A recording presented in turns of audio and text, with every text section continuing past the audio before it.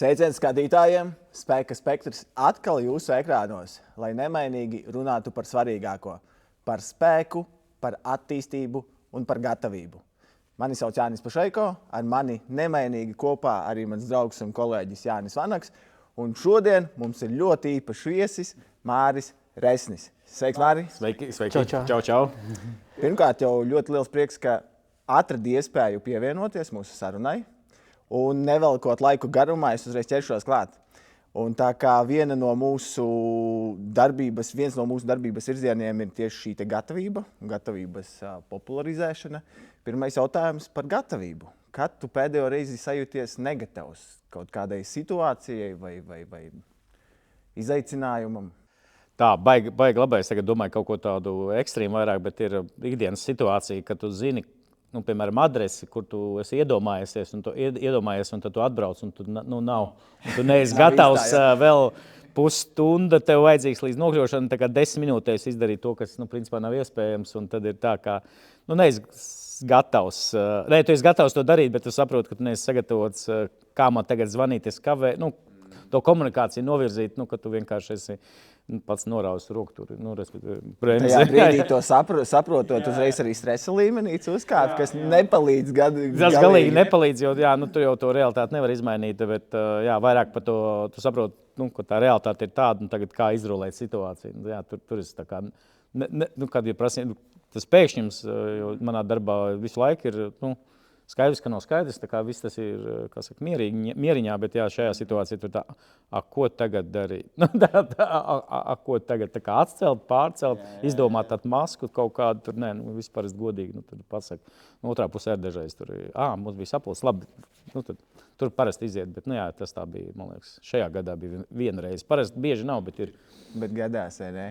Man katrā ziņā, kā cilvēkam, kuram ļoti nepatīk kavēt, šis būtu uzreiz pilnīgi no sliedēm un ko darīt, tiešām zvanīt, rakstīt vai atcelt, jo tā nav labākā situācija, kurā nokļūt. Bet paskatoties nedaudz plašāk, kas priekš tevis vispār ir gatavība? Priekš manas gatavība, man liekas, ir tas, kā saka, ko parasti nevar sagatavot. Tas, respektīvi, tā kā man tā ikdiena ir tādās nestandarta situācijās vai situācijas, kas mainās, tad priekš manis ir gatavība būt biežāk šādās situācijās, lai mans ķermenis un emocionālais stāvoklis būtu uztrenēts. Jo tu nevari paredzēt, kas ko būs, ko tu vari izdarīt, tu vari gatavoties tā kā iekšēji un sev trenēt šajā situācijās. Kad tu zini, ka tas emociju līmenis pacelsies, tad atnāk tajā racionālā līmenī un tā kā trenēt, lai tas, kā saka, tie paramediķi, viņiem arī ir tā emocija vai tas, kas notiek, bet viņu treniņa rezultātā viņi ir gatavi tā kā sekundes simtdaļā norēģēt. Viņi to sadaļu ir jātrenē. Un tā ir tā gatavība, ka tu esi gatavs, ka mainīsies un gatavs norēģēt. Tas, piemēram, laivojot, baigi svarīgi, tas ir mazliet kritisāk, jo tur tā minūte var izšķirt, paliks dzīves vai nepaliks, kad tur, slīkst, tad tu tā, slīkst, tā tad ko dari, kā tu rīkojies, un to var tikai uztrenēt. Ka PowerPointā noskatās nedara, ka te tur jāsadala pienākums, tu zvani 911, nē, tur tā. Ja tā situācija tad zini, ka cilvēki apgāžās laivās, normāli, tad tavs uzdevums ir saprast, ko tev darīt, koordinēt vai mesties glābt, un tā ir tā gatavība, ko tu sevi regulāri trenē. Nevar teikt, ka tas nav tā izgāja kurs. Bet, principā, gatavība tā tad tavā izpratnē ir šī adekvātā reakcija uz kaut kādu pēkšņu pārmaiņu, vai ne? Jā, un tas ir tas iekšējais lēmums arī, ka tu reaģēsi, vai tu paliksi tā kā vērotājs. Jo dažreiz ir tā, ka, ja tu risini problēmu, tu esi daļa no problēmas. Un tad ir saprast to. Kāds izvēles varbūt palikt maliņā. Jā, tu redzēt, koordinēt to situāciju, nevis. Es domāju, Jānis to ļoti labi zina tieši pirmās palīdzības izpratnē, jo tur jau arī viens varbūt piezvanīs uz 112 un paliks maliņā un neko nedarīs. Kāds cits varbūt pat nepiezvanīs, un trešais tiešām ies un reaģēs un darīs. Jo tu tā kā vari tam cilvēkam arī sliktāk kaut ko izdarīt. Pareizi. Jā, tieši tā. Un man arī jautājums radās. Tu minēji šī gatavība, spēja rīkoties apstākļos, kuru mēs varbūt nevaram prognozēt. Vai tas ir trenējums? teici praktizēt, bet vai jebkurš cilvēks var uztrenēt šo spēju rīkoties neparedzamos apstākļos plus mīnus adekvāti? Jā. Es domāju, ka noteikti var uztrenēt un ir jātrenē. Un tas tā labā ziņa, ka piemēram, pirmā palīdzība būtu tā kā defaultā latviski būtu pamatā. Katram tiešām jātrenē ne tikai to, ko šoferkursos māca, bet tiešām, kad ir tā mulāža asinis, vienkārši uzsiet, piemēram, kaut vai sadzīvēs pārgrieza pirkstu, uzsien tā, lai tas apsejas, marlas pārsejas nekrīt nost. Nav tik viegli, ka tu mierīgi sien, tur tā, bet kad tu mazliet caur vai tur iedot laiklimis stresā to dari, tad, bet to tu uztrenēt. Un noteikti ir jātrenē, ne tikai var, bet arī vajag, un arī dažādākās situācijās, jo tad tev, kā saka, mums kalnos saka, pārceltās emocijas. Tās emocijas būs, jautājums, kā tu emocijas var vadīt. Tu viņas atliec, pēc tam raudās, bet tu viņas tā kā, tajā brīdī, ir jāglābi vai jārisina vai jāpieņem lēmums, un tas ir tas, kas ir noteikti trenējams. Tas ir trenējams, jā. Man liekas, diezgan veiksmīgi. Jā, es tikai varu piekrist, es arī nodarbojos ar pirmās palīdzības pasniegšanu šādi un redzu, ka cilvēki, kuri jau iegūši apliecību pēc kāda laika, kā pirmo reizi viss notiek. Tādēļ, ka neatkārto, diemžēl, jā. Jā, un tad ir tur vairāk ar to cilvēku, kā saka, gēniem vai kas, kā viņš reaģē uz tām nosacīt krīzes situācijām vai nestandarta situācijām, kāda viņš tur sasalst, vai viņš tur hautiski sāk kaut ko ņemties, ko tu teici, palīdzēt, nepalīdzēt, kā, pēc noteikuma ir jāpalīdz, jo nekad, tā, bet, kad kā pārvarēt to soli uz rīcību, jo tur ir tas fenomens, kad skaties, kad tagad bija gadījumi, kaut kas tur slīk, un viss malā stāv, un slīks cilvēks, slīks, tā kā visi saprot, ka, bet neviens tā kā neizdara darbību, tas ir tas, kas ir jātrenē, un īstenībā, ja tu esi uztrenēts, tad tu zini, ka tev tā ir tā bremze, bet tu tā kā pārvari viņu, un tad tu rīkojies. Jā, un tas ir, man liekas, tā gatavība rīkoties, vai tad pieņemt to lēmumu, koordinēt, vai mesties iekšā, man liekas, tas ir tas. Jā, man vēl viens no dzīves piemērs kolēģim dārza ballītē tētis aizrijās. Un tas, ko tu saki, visi apkārtējie stāv un tā kā šokā nezinu, ko darīt, vai viņiem vienkārši atklipos un viss būs labi, vai mēģināt palīdzēt, tā kā pilnīga tāda sastingšana no visiem. Un tikai mans tas kolēģis piegāja no aizmuguras un ar Hemliku dabūja arī to gaļas gabalu no mutes. Tā kā arī liekas sadzīvis, ka vienkārši situācija, bet visa ģimene sastingst un īsti nezinu, kā reaģēt, ko darīt. Vai tas ir nopietni, vai nav nopietni, vai tā kā iesaistīties. Jā. Tad uzreiz pirmais par pirmo palīdzību Hemliku pieminēja. Pirmais aicinām klepot, ja nesanāk, tad 90 grādos pie krūtīm un pa muguriņu dažas reizes. Un ja tas nepalīdz, tad Hemliks. Jo, Hemliks tas ir labi, bet pirmā izvēle gan jau nē. Pēc jaunajiem jāturpina klepot. Jā, turpina klepot, atklepo. Vai ne? Mācību stundu no Jāņa. Ļoti labi. Ļoti labi. Māri, varbūt pamēģini noraksturot sevi 3 vārdos. Kādi tie būtu? Labi, tad būs baigi klasika. Tāds pirmais ir dēkas, bet tādā, ne tāda baigā dēka, kur kaut kāda tur, bet tāda ar vairāk ar piedzīvumu garšu. Ja? Jo dažreiz, kad es saku piedzīvums, tas tāds mierīgāks dēks ir vairāk tad, kad tu dodies kaut kur nezināmajā. Tā kā dēka tajā izpratnē. Otrais noteikti pārliek liels draudzīgums. Man es tā parasti... To mēs tieši novērtējam. Jā, kad tu tāds, kad ir tā, ka tā pirmā reakcija ar cilvēkiem parasti ir draudzīgums. Kad nevienmēr nostrādā, bet 99% tas ir ok. Tā vismaz cilvēki teikuši. Otrais, kam es nepiekrītu, ir to, ko citi teikuši, ka es kaut ko iedvesmojot. Ka es iedvesmoju cilvēkus kaut kādām darbībām, kaut gan es pats to neapzinos, bet ja viņi tā teikuši, tad cerams, ka tā arī ir un tas viņiem palīdz. Man kā saka, dolārs no tā netiek, bet prieks gan. Es domāju, mēs gan pievienosimies un teiksim, ka tu noteikti iedvesmo. Es domāju, mēs nebūsim vienīgie šajā telpā, kas tā domā. Bet klausies, Māri, tu nosauci 3 ļoti labas lietas, kas tevi raksturo, bet tad man ir jautājums tieši par spēku. Vai tev ir svarīgi būt spēcīgam un kas vispār tavā izpratnē ir spēcīgs cilvēks? Jo droši vien tas neaprobežojas tikai ar kaut kādu fizisko spēku un tas ir kaut kas vairāk. Varbūt tu vari... Jā, es pielikšu tam. Man liekas, ka spēks tas ir baigi svarīgi un tas iet kopā ar drosmi, jo nepietiekot vai fiziski vai mentāli tu esi spēcīgs, ir jābūt tai drosmei vai spēkam pielietot to enerģiju. Nu, kas tev ir, vai tā zināšanas, vai prasmes, jo, man liekas, tur es arī daudzreiz esmu redzējis, kad zinoši profesionāli cilvēki neizdara kaut kādas lietas. Un te īstenībā ir tas spēks ir tajā drosmē pielietot un riskēt, un, man liekas, tas ir tas svarīgākais, kas arī jātrenē, jāpraktizē, bet arī priekš sevis iekšēji jāsaprot, ka tagad baidīties ir ok.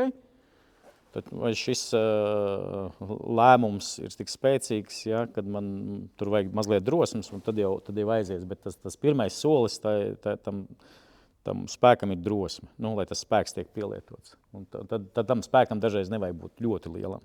Viņam nevajag būt super līdz kaut kādam līmenim uztrenētam, bet tur ir tas spēks, drosmīgs lēmums vai drosmīga rīcība. Man liekas, tas ir tas saistīts, jo spēks, ir forši, kad ir spēcīga enerģija, visiem patīk, vai ne, visus pievelkās, bet ja viņi neizmanto, tad, paldies. Tā nav nekādas jēgas, spēks bez tās rīcības. Cik agri tu to saprati? Tas bija kaut kad jau bērnībā, skolas laikā, vai tikai tādā ļoti apzinātā vecumā? Man liekas, ka tas bija es domāju, ka visspēcīgāk, man liekas, bija tad, kad mēs sākām ar otru māri īstenībā doties visādos ceļojumos, nezinot, tā vajadzētu būt dēka, vispār dēka, ka tu dodies, kur tu nezini, kā būs. Man liekas, un tur ir tas spēks, ka tu to izdari, un tas tavās smadzenēs iedod to, ka tu vari riskēt arī citās lietās, kas ir biznesa, privātā dzīve, uzsākt attiecības, beigt attiecības, visas tās lietas, bet tas sākums ir, ka tu dodies nezināmajā un ar to esi nosacītā mierā. Vai ka tev ir ok, ka mēs dodamies tur uz Maroku, piemēram, tas viens no lielākiem tripiem, mēs ar busu no Latvijas aizbraucām uz Maroku un ceļojām pa Maroku. Mēs vispār, tas bija tāds laiks, ka nebija vēl internets un ChatGPT, un tad tur kaut ko varēja izlasīt, bet kur tur ar prāmi pāri, un kā tur tie arābi, un kas tur viss notiek, tur nezinājām, bet, vai mēs bijām traki, vai tajā brīdī nefiltrējām līdzi, jo dažreiz labi nezināt visus tā kā visas lietas, jo iespējams tu nekad to nedarīt, bet, tas bija, man liekas, tas brīdis, kad, tu saprati, ka viss ir iespējams, un ka tur arī ir forši cilvēki, un ka īstenībā jau tur tās lietas izrulē, jo nav tāda lieta, ko tu nevari izdarīt, ja tu to dari. Ja tu to dari, tad kaut kā beigās tu nonāks pie tā rezultāta. Man liekas, tas ir tas skaistums tajā visā, un tad jau tas kļūst par normu, ka tu, nezinu, jo mēs jau nekad īstenībā neko nevaram līdz galam zināt. Mēs varam pieņemt, tur paredzēt, nodrošināt, saplānot beigās. Tāpat būs jārisina. Tā. Un šī Maroka, tas bija pirmais lielais piedzīvojums, kur jūs devāties? Tas bija pirmais tāds, starptautiski lielais, jo pirms tam mēs braucām uz Portugāli sērfot, mēs neviens nemācējām sērfot, mēs redzējām filmas, mēs pēkšņi sapratām, ka Eiropā arī var, parasti mēs, tur Amerikā, tur viss tur tas skaistais, un tad, bet Eiropā arī var to darīt. Braucam sērfot. Sērfi pār busu, sērfi. Tad mēs dabījām bandu, kas brauc līdzi ar tādi, tuvākie draugi un čomi un bēbis, un tad mēs arī braucām. Un tas mūs pagrūda tālāk, jo līdz Eiropā tomēr salīdzinoši droši, nezinām, bet tā, un Maroka vairāk ir jau, tā kā tas jau ir ārpus. Kad, tā kā nezinām, izlasīt var kaut ko ceļvežot, bet tā arī. Šis drosmīgais lēmums braukt uz Maroku, un pieredze ir kaut kāda mācība, ko jūs tur guvāt, aizbraucot, kā jau minēju, nav zināms, kas tur būs, un kaut kādas atziņas svarīgākās, ko pirmajā piedzīvojumā saņēmāt. Tur mēs atgriežamies tā, ka vienkārši, ja mēs paši esam stabili, gatavi risināt situācijas, tad viss nokārtojas. Tur tā gatavība risināt lietas, kad viņas būs. Tu nevari izsekot, ka būs 100 lietas, un tad ko mēs darīsim, bet vienkārši kas būs, risināsim. Kad tas lēmums, jo dažreiz, mums arī cilvēki teikuši, kāpēc ar mums dažreiz iet, kad viņi neuzskata mūs, par dieviem vai kaut kādiem bet mēs zinām, tie džeki vienmēr atradīs risinājumu. Bet kā mēs to darām, vienkārši mēs risinām. Ka mēs nepadomājam, tad džeki tur tiekiet paši galā, mēs nezinām, šitāda situācija nav bijusi nekad dzīvē. Bet kad viņi novērojuši, kad mēs no sākuma nepamanījām, vai es to nebiju manījis, bet ir tā, ka ir māli, Okay. Nu, tad drosami kaut ko tur muhļamies, ņemamies, kaut ko tur daramies. Un beigās jau tur sajiet. Un beigās jau pēc tam tiek kļūts par dēku stāstiem. Ja? Tad tajā brīdī tur bija krīze, drāma. Tur, nezinu, apsolu viesnīca. Un izrāda viesnīcā nav ne tolets, ne elektrības. Un jāguļ uz smiltīm. Tāds. Bet tas, ko tu tikko stāstīji, tas nevarētu būt diezgan tipiski vispār latviešiem, jo es velku šobrīd paralēles arī ar saviem komandējumiem, kur mēs vairāk latvieši braucam uz Eiropas kādu valsti un kopā piedalāmies, teiksim, starptautiskās mācībās.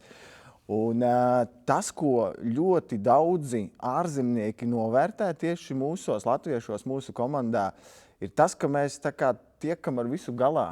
Ka principā tā improvizācija vai es nezinu, kā vēl nosaukt tās īpašības ir tādā līmenī, ka, kā tu saki, ja ir pat lieli māli, tu tomēr tiec galā, vai ne? Jā, nē, tas ir īstenībā priekš mūsu pašapziņas ir baigi svarīgais punkts, jo mēs to nenovērtējam, jo mēs esam dzīvojuši vairākās sistēmās, un mums tas no vecākiem ir ienācis tas, nezinu, genofons, bet tā pieredze pārmantojās, kad tev ir sistēma, bet tagad kā tu, pirmkārt, apēj sistēmu, ja, un kā tu tajos sistēmas robežās vari dabūt maksimālo labumu vai izkruķīties latviski runājot. Ja. Un tas ir tas, ko Eiropā nav. Viņi pirmkārt ievēro nosacīt noteikumus, vai viņi domā, ka viss jānotiek tā, kā ir paredzēts, un tikko novirza no normas, viņiem tas ir erors, un viņi nerisina. Viņi, tā kā šitā nedrīkst būt. Viņam šitā nevar būt, bet tā realitāte ir tāda, kāda viņi ir. Un tad mūsu tā versija ir tas, ka mēs to risinām. Mēs esam trenēti. Tagad jau mazāk, tagad jau arī mums arī dzīves līmenis uzlabojas. Mums nav jārisina tik daudz lietas, bet principā, kā saka, tā cīņa mums ir jau no skolas laikiem.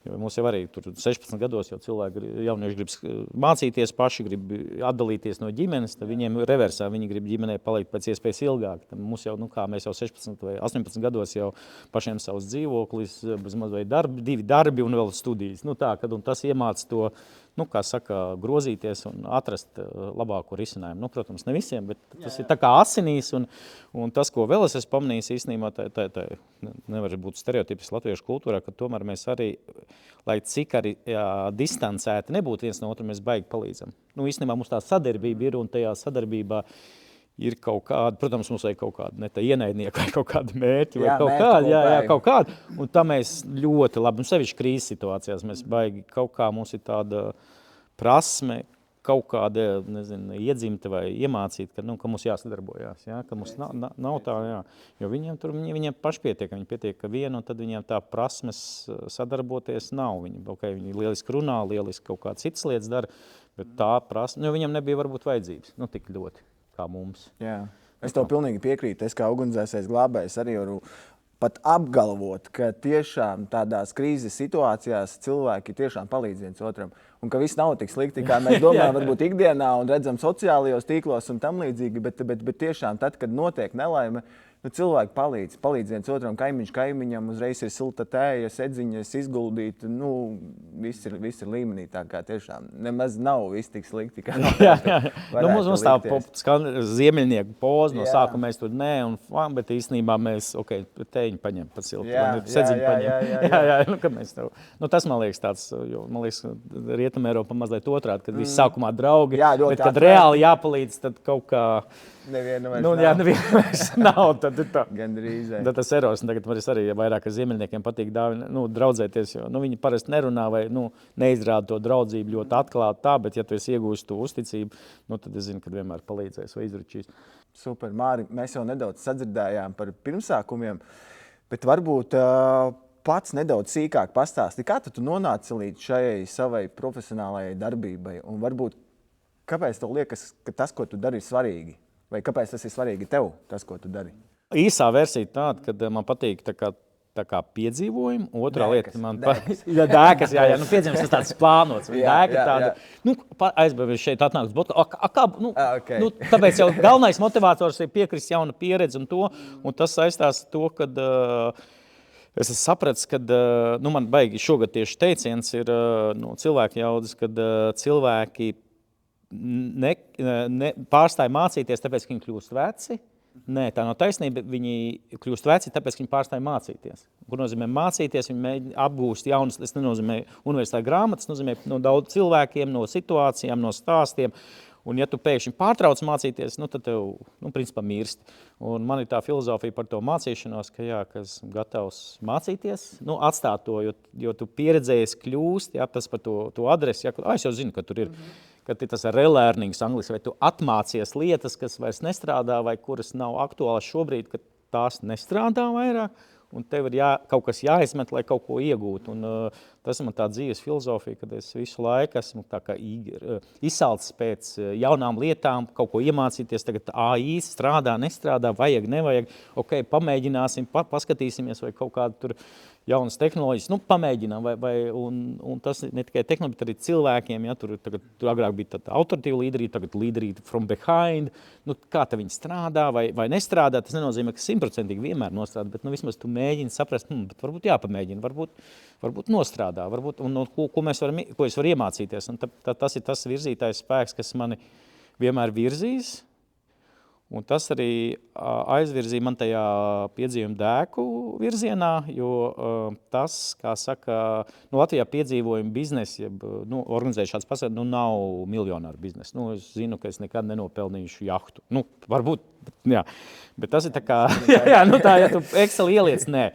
Jā, tad tur baigi kaut kas jāizdomā. Jā, bet tas ir vairāk kā dzīvesveids, jo mēs arī, piemēram, ja mēs taisām supu vai riteņu braucienu, mēs pirms tam tagad pavasarī esam bijuši laivām vai palikuši mežā, mēs to paši darām, un mēs to gribam piedāvāt vai iesaistīt citus cilvēkus. Mūsu gadījumā tie ir uzņēmumi vai uzņēmumu kolektīvi, kur mums ir tas, un arī man, kas svarīgi, ka cilvēki sadarbojās, bet sadarbojas pa tēmu, jo parasti mēs sakām, ka cilvēkiem jāsadarbojas. Vai cilvēkiem jāsagatavojas. Jā.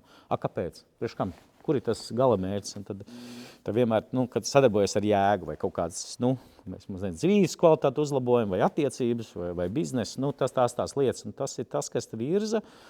Un tā lielā lieta, es no noslēpums cilvēks vadu kalnos, es nezinu, kāpēc es saslēdzies, ka es sapratu, ka Latvijā ir eksperti, kas māca cilvēkus iet kalnos. Ja? Mūsu līdzinām zemē māca kalnos. Mums ir latviešiem kaut kāda neapsvērta mistiska vēlme kāpt. Mēs no turienes laikam nākam, un respektīvi man tā misija ir, ka tiem cilvēkiem iedotās pamatzināšana, lai viņi uzsāktu ietējas augstkalnos. Tā kā vēl ne alpīnismu, bet to pamat līmeni, jo to ir vairāk, un man kaut kāda misijas apziņa, ka man tie cilvēki jāved kalnos un jāmāca tur elpot pareizi, iet un atpūsties, vai atpūsties ilgāk nekā tu gribi, lai to vēl atjaunojies. Tādas basic lietas pamat. Un tad ir vienkārši tad es atradu to dzīvi kā piedzīvojums, tā kā ir tāds vadmotīvs tam visam. Lai pirmkārt nebūtu garlaicīgi, precīzāk būtu jautri, ja, bet arī būtu viegli, kas nav galīgi viegli, lai ir viegli, ja, bet tas ir tas, lai pašam interesanti. Ja. Tā. Jo principā jau arī mūsu komanda, arī Spēka spektra komanda, kā sociāls projekts, principā to visu dara idejas dēļ. Vismaz šobrīd, un tas arī nav nekāds miljonu bizness, bet tikai tāpēc, ka ir entuziasti, kas domā par šīm te lietām un kas to grib un kas to dara. Tā kā ļoti sasaucās ar to, ko tu tikko stāstīji par savu nodarbošanos. Jā, un biznesā tagad nāk tās idejas, ka ne jau tā peļņa galvenais, bet tā ideja vai tā vīzija, misija, bet dažiem uzņēmumiem nav vai komandām vai grupām, bet ja mēs skatāmies tā īstermiņu vai ilgtermiņu, tad tā ideja vai misija, tas ir tas ilgtermiņš. Kāpēc? Tad, ja tu, protams, kad nav tā, ka visi rožaini piedzīvojumi dēks ir tikai forši un blēņu stāstu vai ne. Nē, ir arī tā, ka tu dažbrīd gatavs nomirt vai labi, ir gadījies. Jā, ka tu vēl šito, es es burāju un tagad tādu pauzīt, bet dažreiz, kad tu esi tajā vētrā un tajā jūrā, tā, ja tikšu krastā, nekad nekāpšu vairāk. Protams, tu atbrauc apakaļ, nomien vakal brauc. Bet tā, bet ka tā vīzija paliek un tas notur to, tas, kā saka, dzīve viss vienkārši. Kas tev dod enerģiju vai spēku, vai kas tev noņem. Un šis man dod. Un tad tu seko, kā saka, to tam svētajam grālam, šis man dod spēku, vai es gūtu to gandarījumu. Tad, mazliet mistiski tā nauda arī atnāk. Bet viņi atnāk miljoni, viņi atnāk cik tev vajag, bet tā dažreiz tā liekas, ka varēja bišķi vairāk, bet tad tu saki, būs savādāk mašīna, un Nu, jā, tas ir tas, kas tev dod to kaut kādu gandarījumu, tas gribētu teikt, jā, un tas sev arī virza, jo tie sasniegtie notikumi, mērķi, rezultāti dod tev to spēku uz nākošo. Un ja tev nav tas sākums, tad arī, Bet par to naudas atnākšanu es tev pilnīgi gribētu piekrist, un es agrāk tam neticēju, tad, kad vēl pats studēju, man likās, jā, labi, es tagad sākšu strādāt, bet man tur jādomā uzreiz ir 2., 3. variants, kā nopelnīt, kā tur to nopirkt, šito izdarīt. Bet beigās tiešām, kad tu dari to lietu, kas tev patīk, kaut vai tu tur nepelni miljonus, bet ja tu to dari tiešām ar visu sirdi, tās iespējas pašas atnāk un pavērās tiešām daudz dažādu variantu iespējas gan piepelnīties, bet arī turpinot darīt to, kas tev patīk, nevis tur, nezinu, pa naktīm kaut ko... Čiņīgi. Jā, čiņīgi pieņemsim vai ne, bet tiešām ar tām lietām, kas tev pašam patīk. Bet, Māri, klausies, parunājot par komandām, varbūt tu vari ieteikt kādu triku vai dot kādu padomu gan mums, gan skatītājiem, kā vislabāk saliedēt komandas? Kaut kādam vienam mērķim vai piedzīvojumam vai dēkai tavā gadījumā. Jā. Šis ir tāds šaurs un plašs jautājums, bet man liekas, ka šajos platumgrādos mūsu kultūra ir pierasts, ka mums kaut kas jādara kopīgi. Ir jābūt aktivitātei vai darbībai kopā, jo mums ir pierasts, mēs neprasām, kas tu esi, mēs sakam, prasām, ko tu dari. Un mēs caur darbību saprotam, kas tu esi. Mums ir pirmais, es esmu cilvēks. Nē, es esmu tur galdnieks, ugunsdzēsējs, pirmās palīdzības pasniedzējs vai instruktors. Un tad mēs novērtējam, jo latviešiem tas teiks, gudri cirst nav kaut ko citu darīt. Ja? Tad mēs parāda, ko tu izdarīji, un es pateikšu, man liekas, tas palīdz ar to darbību vai tai komandai, ja viņi kaut ko dara kopā, diezgan redzēt, kā kurš uzvedās, protams, jautājums, kas tā pa situāciju, jo prasmes ir dažādas, daži var palīdzēt, daži var netraucēt, kā mēs sakam, lieliski loma netraucē. Jā. Arī bezdarbība. Jā, kad viņš vismaz tur savu ideju nelien, tev viss daram šitā. Bet tas ir tas, kas savieno, bet tam noteikti vajadzētu pielikt klāt aizmugurē, kas pēdējā laikā es baigi strādāju ar sevi, būt patiesam. Tāpēc, ka cilvēki, kurus vienmēr es vadu kalnos, es vienmēr saku, esiet patiesis, runājiet vajadzību valodā, un tas ir grūti izaicinoši. Jo cilvēki nezina parasti, vai viņi nerunā ar sevi, ko tev vajag šobrīd, tur siltumu, pareizi zābakus pārsiet, vai paprasīt papildus zeķes, vai man ir nērti tur gulēt ar šo cilvēku vienā istabiņā. Respektīvi, cilvēkiem ir jātrenē prasme būt patiesiem, vai atpazīt un pateikt savas vajadzības. Un tajā komandā, kad tā darbība notikusi, baigi forši, ka to atklātība, tāpat kā izturība un spēku ir jātrenē. Ka tas nenotiek. Un tas labākā ziņā, kad ir kāds vadīts process, vai tas notiek dabiski, ka cilvēki tur vakarā sēž pie ugunskura, ja? Kā es saku, pie ugunskura nekad tu nevar būt ļauns, sēž un vienkārši, tur cilvēki runā, ja? Tur tāda cilšu metode, ka, gribat, sakam, bet nav nosodījums, nav jāpieņem lēmums, nekas nav jādara, vienkārši cilvēkam jāpasaka, tur vīru apļi, tur vai kas, un tad tie cilvēki, mēs jau ar neko gudru nedaram, mēs vienkārši savācam cilvēks, izdaram aktivitāti un liekam viņam runāt. Viss. Un, ja cilvēki sāk sarunāties savos veidos, nav tur jāstāst lekcijas vai kā, bet cilvēki pasaka, man tur tajā situācijā bija tā, man bija tā, un tie pārējie, ok, un tas ir forši. Tā pieņemšana, te viņi arī pieņem to, ka tev tā ir. Ja mēs nevaram, tev tā, tu neesi apvainojies, toču tu neesi apvainojies. Nevar būt, beidz jokoties, šitā nav, ja. Bet tas ir tā atklātība un patiesums, kas ir jātrenē, bet, tas ir tas, kas vieno, jo tas patiesums kaut kā atbruņo, un tāpat kā, ja tu dari to savu lietu un tev deg tā sirds vai un acis, ja, tad īstenībā tiem cilvēkiem, es jau saku, tie cilvēki, kurus ceļo apkārt pasauli, maz mugursomiņu, un tad viņš guļ, principā viņš vienmēr ir paēdis, vienmēr ir gulējis kaut kur, un es domāju, kur tas fenomens?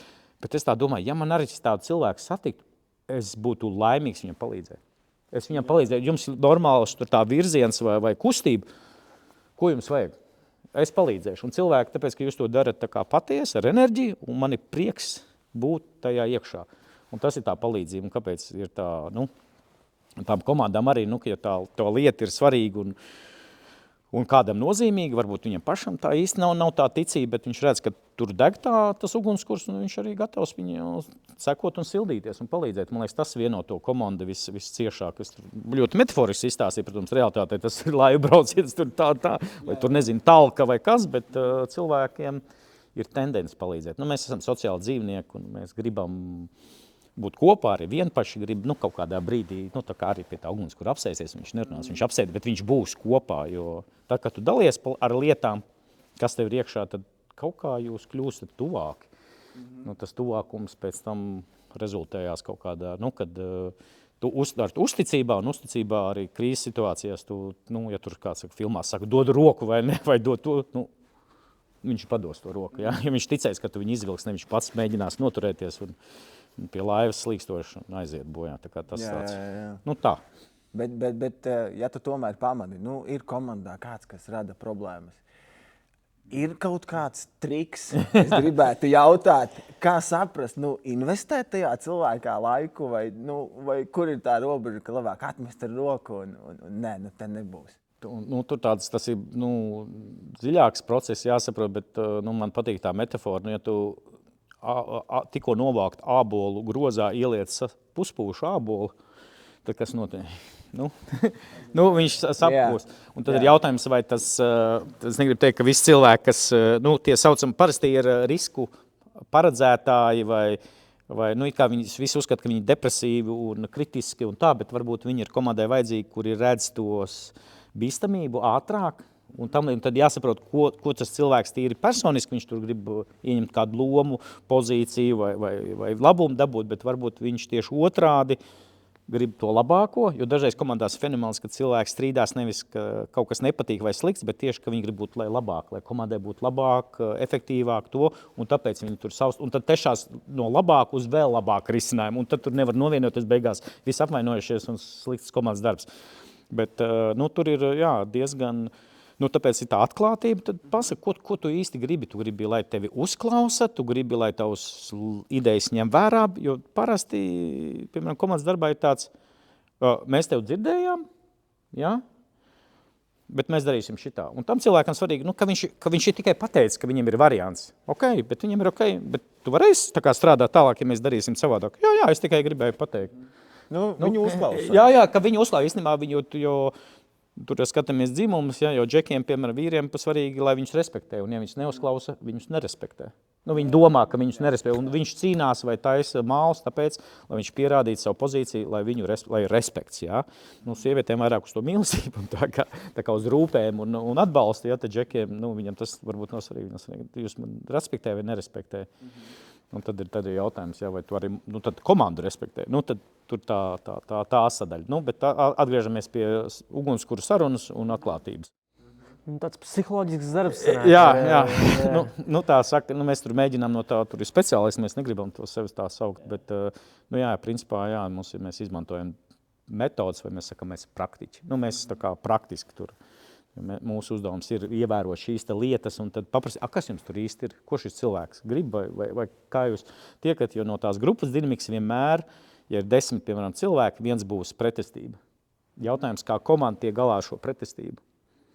Ja? Jo, ja viņš aizies, kāds cits ieņems viņu lomu, tur tas neatrisinās, tā paterns vai sistēmas sakārtojumi, tur tas notiks. Jautājums, kā komanda, ok, tātad viņš pasaka to savu viedokli, paldies, turpinam. Ja?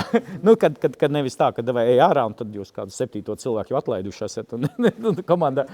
Jā, vai dodiet viņam to misiju, ok, tad reku, tu redz riskus, tad davai sarakst 10 riskus, ja? Un mēs izdzējam cauri, pastamies, vai viņi ir nozīmīgi vai nav. Respektīvi, cilvēks iedevis savu ekspertīzi, jūs esat pieņēmuši, un viņš netraucējams. Tā. Un kāds varētu būt zelta likums līderim, jo tu minēji komandu, tu minēji respektu, sevišķi vīriešiem. Kāds varētu būt tieši komandas līderim?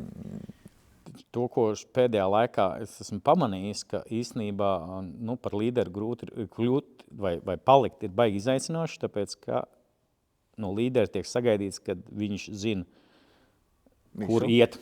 Jā, viņš zina visu. Jā, un tā ir skaitā, ka viņš zina, kur iet, bet kā mēs zinām mainīgajā tajā, man arī, piemēram, tagad jābrauc uz kalniem, bet austrumos, ar kuriem jāudo, ir ciet. Nu, ko man tā kā man arī viss saka, ko jādara? Ko mēs darām? Mainām maršrutu, braucam uz Dienvidameriku. Ko mēs darām?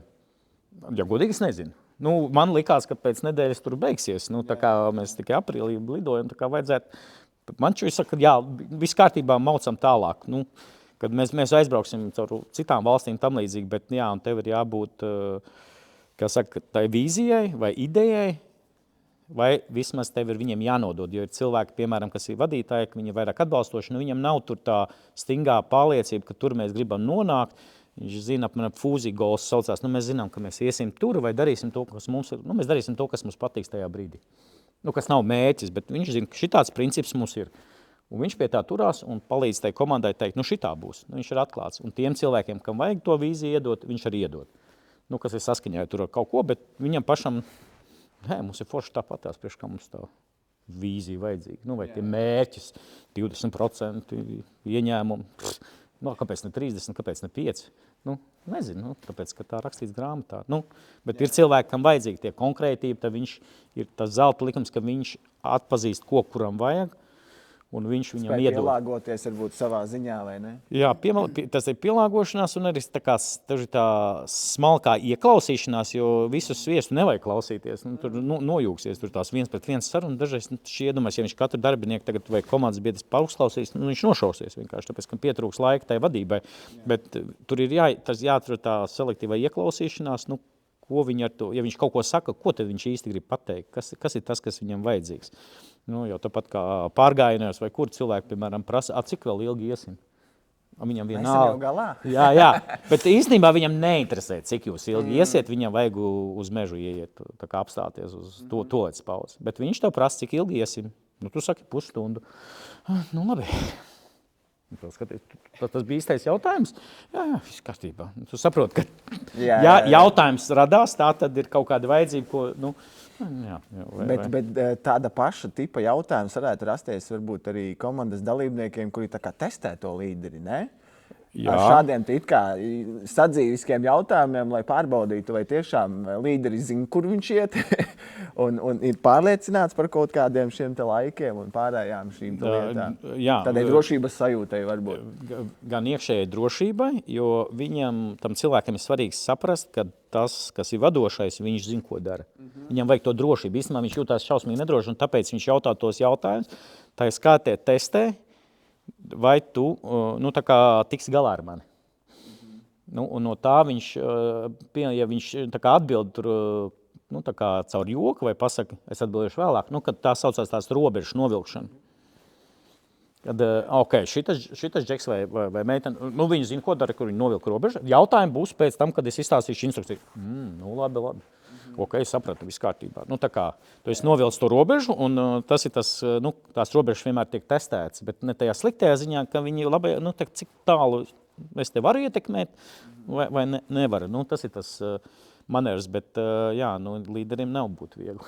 Jo droši vien jau mēdz gadīties arī tā, ka komandā ir vairāk izteikti līderi, un kuri grib varbūt pārņemt kaut kādos brīžos šo līderību vai ne, un vadību.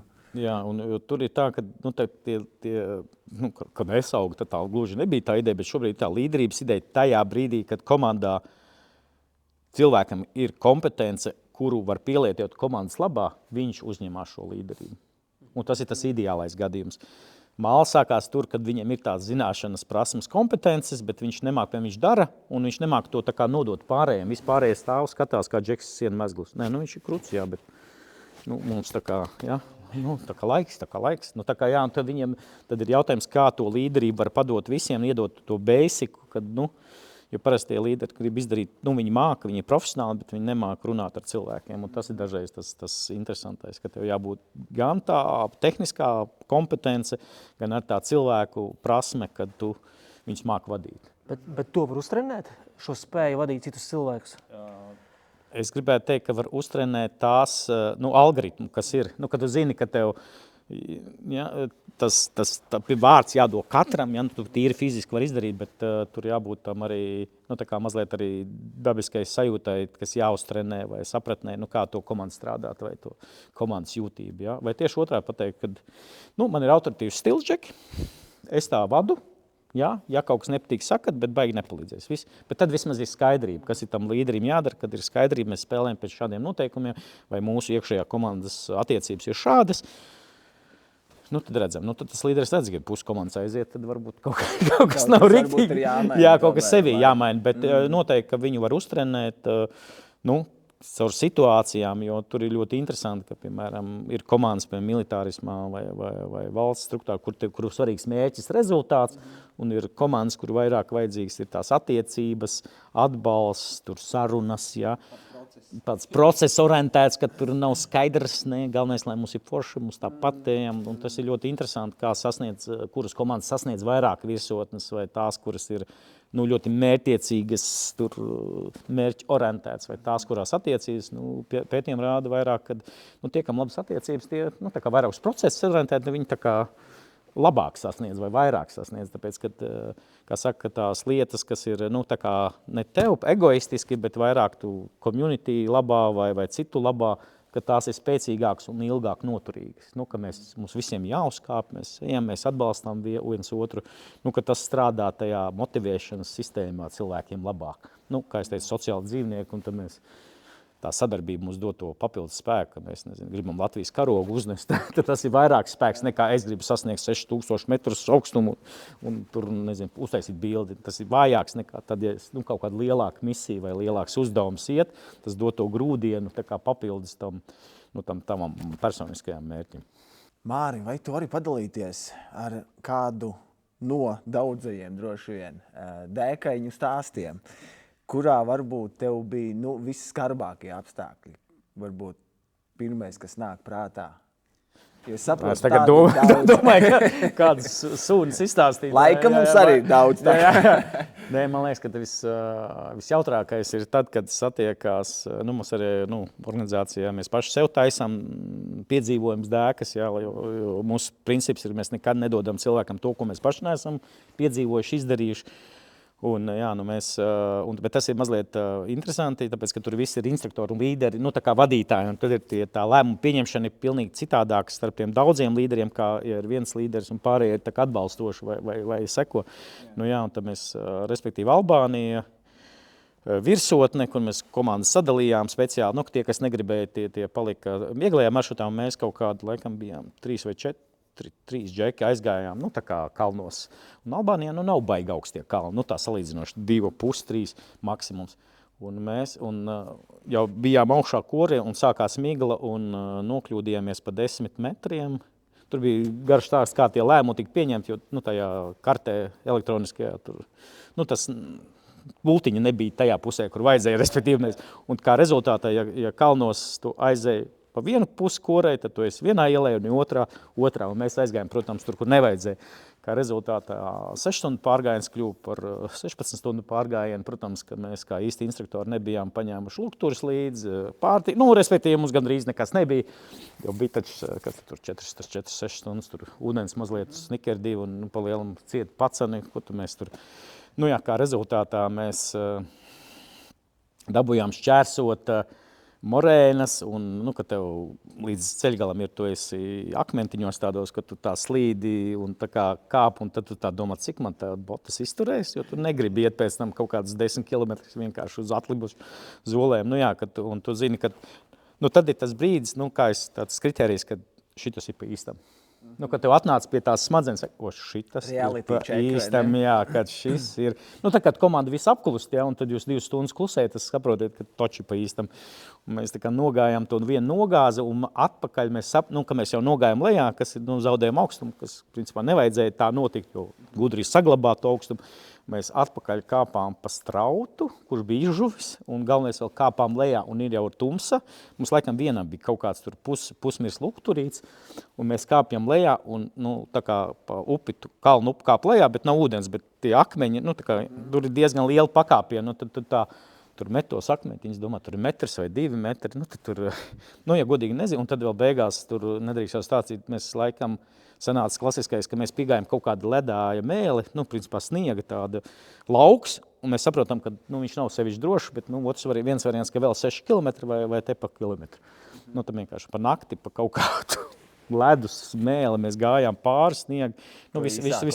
Jā, un tad jau mums vēl tā navigācija tur sāka jūgties nost. Respektīvi, mēs visu nakti gājām, mēs no rīta laikam bijām 6 no rīta atpakaļ bāzē pie busa. Tur labi, ka otra komandas grupa nesatraucās par mums, jo tur jau normāli džeki, kas piedzīvums sacensībos kalnos bijuši tie jau džeki, jo tā es domāju, ka tūlīt helikopteris mums lidos. Jo naktī, tā džeki pazuda, teica, būs 6 stundām. Mums bija atrunāts, ka ja mēs neesam līdz tam laikam, protams, tad viss sauc, bet tur viss bet jā, tas bija tāds Albānijas kalnos, jo tur īsti nav tā kā Itālijas vai Austrijas rescue uzreiz. Tā drošības sistēma tur atstrādāta. Šajos kalnos mēs sapratām, ka mūsu baigi neviens, pēc 2 dienām vai pēc dienām varbūt izglābs, bet tas bija tas moments, ka mēs visu laiku ejam. Un tad laimīgi, tad mēs jau gājām, jau kaut kādu mistisku taku atradām, tad jau bija tikai vienkārši jānoiet tie kilometri, tad jau viss labi, bet tas bija tāda, bet tas ir par to, ka tava, kā saka, iepriekšējā pieredze tev iegāž, jo mēs jau, mums likās, klasika, ka mēs esam visi instruktori, visi čili, labi, mums tur medicīna bija līdzi, mazliet ūdens snikers, bet tas, mēs nebijām iedomājuši, tā kā, kalni, kā saka, lepnība nepiedod, kļūdas nepiedod, tur, ir vai nav, un tad, tā bija tāda laba mācība, kad, kā saka, mums tas iekšējais joks, ja kāds prasa, lūk, turīt ņemt līdz lietas. Tā kā tas nav, tu nejautā, vai ņemt vai neņemt. Tu vienkārši ieliec papildus snikeru un viss skaidrs. Bet tad loģisks jautājums, kā tādā situācijā saglabāt mieru? Labi, jūs bijāt tikai instruktori, jums tomēr tā pieredze ir lielāka, bet vispār, ņemot jebkuru vidusmēra cilvēku, kuram tā pieredze varbūt ir tik, cik gadā reizi kaut kur pakāpelēt, un nokļūstot tādā situācijā, kas varētu palīdzēt, kā nesākt panikot un nepieļaut varbūt ļoti muļķīgas kļūdas?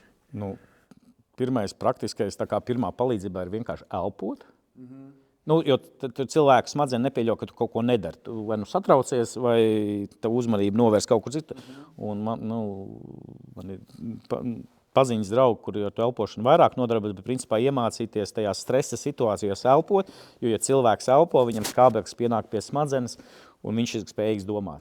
Tas, principā, kad jūs kaut kā satraucaties, mēģiniet nevis nomierināties, jo baigi jau viegli, pat tā, kad esi mierīgs. Nomierinies. Es klausoprobrīju, tā pateikt, tu nesatraucies, mēs tūlīt būsim galā. Aiztik mikrofonu, piedod. Bet tas ir tas, kas, tu saproti, ir māli, un tad ir tāda laba atziņa vai tāds visu laiku atvērt, ka panika vai bezjēdzīga rīcība tev šajā situācijā nevar palīdzēt.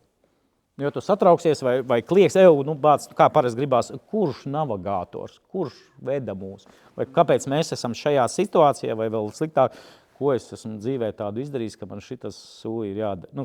Kāpēc? Kāpēc? Nav kāpēc. Tā situācija tāda, tad nakts, nav kartes, nav ēdiens, nezinām, kur gājām, tā apstājamies. Pirmā tā apstāšanās vai tā novērošanas funkcija, kad ja tu esi nomierināts, tā. Labi, nemaz tik traki nebija. Tad mēnesis, kur bija, saule bija, kurā pusē. Kad mēģina tā kā lēnām, loģiski to prātu atšķitināt, bet mēs gājām, tur varbūt ir iemīta pēda, pēdu virziens, respektīvi, tur, tā saka, check reality, realitātes pāraudzība, kas tad īsti notika. Un tad domāt tālākos soļus, jo tas iedod to stabilitāti, tev prāts nomierinās, tad nav tik traki, ka tas ir tas, kas tev ļauj, bet, protams, pie apstākļiem, kas ir mierīgi. Nav tur tādas krāzes, jo tā pirmā lieta, ka tev kaut tajās smagajās krīzēs, tur Āfrikā, tur jūs viesnīcā un pēkšņi šaušana un kaut kādi tur rebeļi tur skraida, tad pirmais nogādāt sev drošībā un sev tuvos. Tad gan ir jāieslēdz tas, ka tev ir jārīkojās uzreiz, bet tas ir uztrenējams lietas. Kā lai saka, tas ir tas ieteikums trenēt, kad ir, piemēram, benzīna tanku pārdevējs ir apmācīts, kas notiek, ja laupīšana notiek. Kad notiek pirmo reizi, visiem ir stress, un trešajā reizē jau treniņā, kad, tu zini, jāieņem pozīcijas. Jau līdz automātiski. Jā, un tas ir tas, kas, tas ir kas, ko var uztrenēt. Ja tu tur pateiksi cilvēkam, kas nekad nav bijis tādās situācijās, neviens ieteikums tur nestrādās. Cilvēki reaģēs, kā viņi reaģēs. Vai ne? Jo dienestos jau tā arī notiek. Cilvēki tiek gatavoti tik dažādām ekstrēmām situācijām, ka tev tām reakcijām un tavām rīcībām ir jābūt automātiskām. Jā, arī prāts kaut kur varbūt, tad muskuļi jau zina, kas ir jādara. Jā, nu, tur ir tas, ka dīvaini, ka tie muskuļu atmiņi ir vairākas reizes jāizdara. Tur nepietiek pateikt, nu, tagad slēpies. Tas tā, respektīvi, ko nozīmē slēpties. Tad tev automātiski uzreiz ieslēdzās. Tad būšana diskomfortā nav tikai kaut kāds sava veida mazohisms, bet tas ir arī pievienoto vērtību process, kurā mēs pierodam būt šajās dažādās situācijās, un visdrīzākais, kad mēs nokļūsim arī kādā citā ekstrēmā situācijā, mēs labāk reaģēsim. Jā, piekrīt, un tas ir tā kopsavilkumā, kad ir jātrenē sevi būt komfortā, nekomfortablās situācijās. Nu, tas ir tas, ko parasti pārgājienā lietus, nu, klasiskais piemērs lietus laikā, nevis, ka tu besies un domā, ka viss, kur es esmu iepkūlies, bet jā, nu tā tad man ir jākaš, vai es būšu slapš, es saglabāju slapjas zeķis, jo aiziešu līdz mašīnai, pārvilkšu sausas, un tad tu var dzīt jokus, stāstīt, nu, respektīvi strādāt savu attieksmi un justies labi, vai ka tev jāpārgaida pirms kalnos teltīs, sēdi diennakti un negribiet ārā, ka tas ir okei. Nu, kad tas ir diskomfortabli, ķermeniski un varbūt emocionāli, bet tas ir okei. Nu, kad tas tā ir. Un tad jau tu nomierinies, un tad tu var redzēt, kad ir arī man ir tāda video, kur ir galīgi drāma un viss ir ierēts un smējās. Tas ir par to, ka ir okei, ka tu vari pasmieties, ierēkt, tur pajokot, vēl otru iemotivēt, jo parasti, ja mēs atgriežam pie līderi jautājumu, jo grupas jūt līderi vai vadītāji, un ja viņš skatās, ka vadītājs tā kā ir laimīgs, priecīgs, vai viņš var pajokot, laikam jau nemaz tik slikti nav. Tā iekšēji tas notiek tā kā gēnu līmenī, kā saka, vai tajā enerģijas līmenī, bet tas dod to iespēju arī komandai novadīt, jo, kā saka, ja tu esi vadītājs un tu esi tais nekomfortabli, tad tev besī visu un to komandu uzreiz sajūt. Kad pats kaut kas nav, viņi nezin, kas ir, bet kaut kāds vadītājs apklusa, viņam ir nopietna seja, tagad taču māla. Tagad taču, ja pirms tam nebija, viņš tur visu laiku jokojās. Tagad ir māla, un tad viņi ar tās darbības, viņi paši paliek nestabili. Piemēram, laivās viņi sāk satraukties, tikko viņi stīvi, tā viņi krīt apkārt, un tur sanāk, ka tu vēl pavelc tālāks krīzes. Bet ja tu vari būt, līs slapš, tāpēc mums ir lietus ir liquid sun, tā, kas šķidrā saulē. Tur viss kārtībā ērēm tālāk. Tad laikam viss kārtībā ērēm tālāk. Vai tas ir tas, bet tā prasme ir jātrenē. Tas, un arī ilgākā laikā, tas tā nav, kad pēkšņi hopā, davai esam priecīgi. Nē, tas tā nav. Par to kopēšanu mēs tieši vienā no iepriekšējām ierakstiem arī runājām, ka bērni kopē vecākus. Un tagad es dzirdu, ka tas pats notiek arī kolektīvos komandās, pareizi ar to, ka cilvēki tomēr jūt to līderi un ir tā pārnestās emocijas un tās sajūtas. Es tev pilnīgi piekrītu. Jo viņi seko gan tā, gan arī emocionāli viņi seko. Un tas ir baigi interesanti, kad tas ir tā kā enerģijas sajūta līmenī, tas līderis nevar melot vai mānīties, ja viņš baigi nav uztrenējies, ko māca politiķiem, ka tā komanda tomēr jūt, viņa jūt to vadītāju, un tāpēc ir, lai tur būs tas triks par to līderi, kā būt labam vadītājiem vai efektīva, trenēt šo te prasmi. Un tad cilvēki pavalkās, cilvēki iet, un tad var izskaidrot, ka pēc dažiem seko un dažiem neseko. Tieši tik vienkārši, ka tas ir tas tavs iekšējais stāvoklis, nevis tev jātrenē uz āru, bet vairāk kā tu pats ar sevi tiec galā, cik tu esi pārliecināts, un tās prasmes, nevis entās tehniskās. Nē, tādas vienkāršas lietas, kuras tu, un tāpēc cilvēki, mums ir tā kā gan bērniem, bet arī mums pieaugušiem mēs kopējam. Mēs tā kā mēģinām pielīdzināties vai sekot tam vadošā rīcībai, uzvedībai, jo tas mums nodrošina izdzīvošanu. Ļoti vienkārši. Tas ir no pirmatnīgiem laikiem. Ja tas džeks iet un izdzīvos, tā tad mēs arī sekojam un šitā daram. Ja? Un tas ir gan uz plusu strādā, gan uz mīnusu, kad tu vari sagruzīt savu komandu netīšām. Ja? Jo tāpēc, nezinu, tev pazvanīja meitene, kaut ko slikti pateica, un tu eja grupu, pārgriez seju un visu grupu tā, bāc. Viņi jau nezina, kas tev tur pazvanīs. Viņi jau domā, ka visi esam apmaldījušies, neko nezinām. Ja? Es nav ko, viņš ir pazaudējis ceļu, ja? Un tā. Jo dažreiz, jā, tiešām dažreiz interesanti, ka tu veidi grupu un tu zini pārziņu ceļu un tu nekad neskaties telefonu. Tā kā navigācija. Un tu cilvēki baigi labais vadītājs. Nevienu reizi nepaskatījās kartē. Un tas nekas, ka tur 10 gadus tu ej un tev nevajag, jā. Un tad tu vienu brīdi tur paskaties Instagramā un tur ko nedrīkst, jā. Bet cilvēki, viņš skatās kartē. Mēs apmaldījāmies. Nu, nē, es paskatījos. Cik vēl ilgi jāiet? jā, un tad sākās šie jautājumi, jo viņi čeko, vai tu zini, vai jā. Tā kā mums Bet paturpinot arī par piedzīvojumiem tieši, kādas varbūt ir tipiskākās kļūdas, ko cilvēki pieļauj izvēloties ekipējumu, piemēram, somas, apavus, apģērbu, tieši dodoties dabā, dodoties piedzīvojumos? Tev pieredze ir liela, varbūt tu jau esi atkodis, pamanījis, uz ko biežāk cilvēki pieļauj kļūdas. Tas, ka viņi...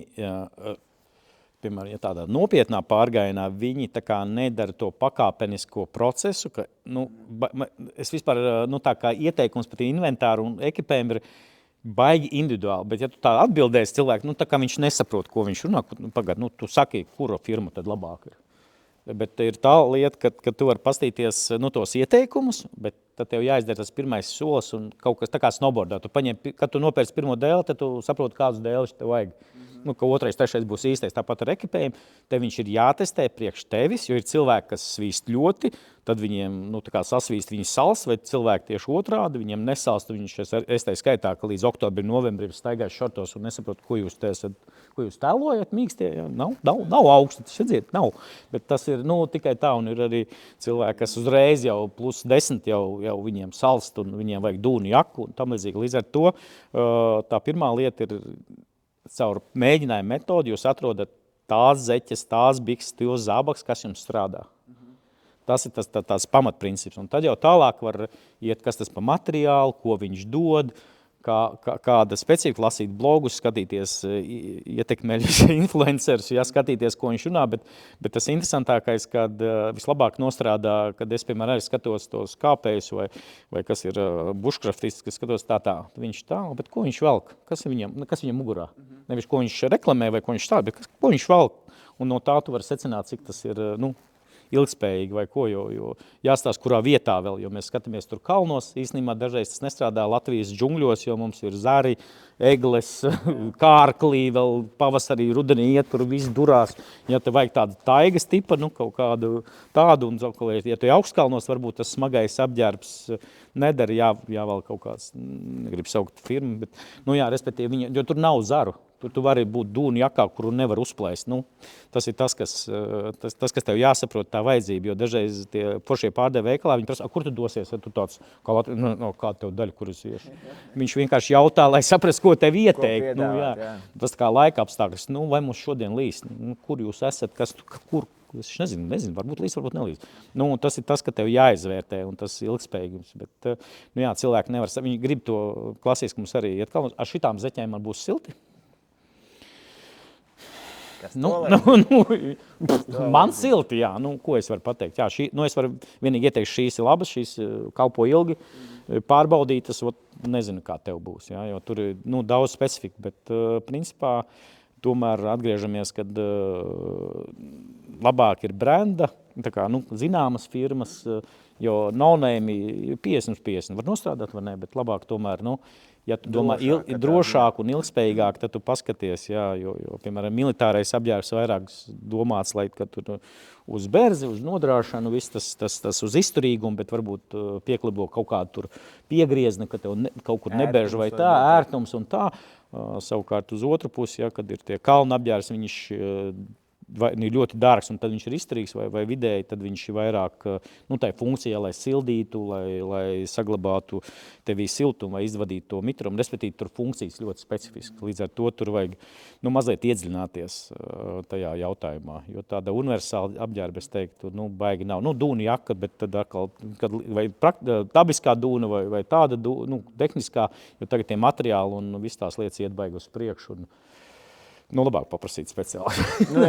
Jā, bet tieši par mantu daudzumu nav izteikti, teiksim, cilvēkiem pierasts, bet izteikti es pamanīju, ka cilvēki mēdz paņemt par daudz mantas, Vai tieši otrādi paņemt par mazmantu, vai tas ir ļoti tas jā, tu pareizi pateici, 2 varianti. Ja?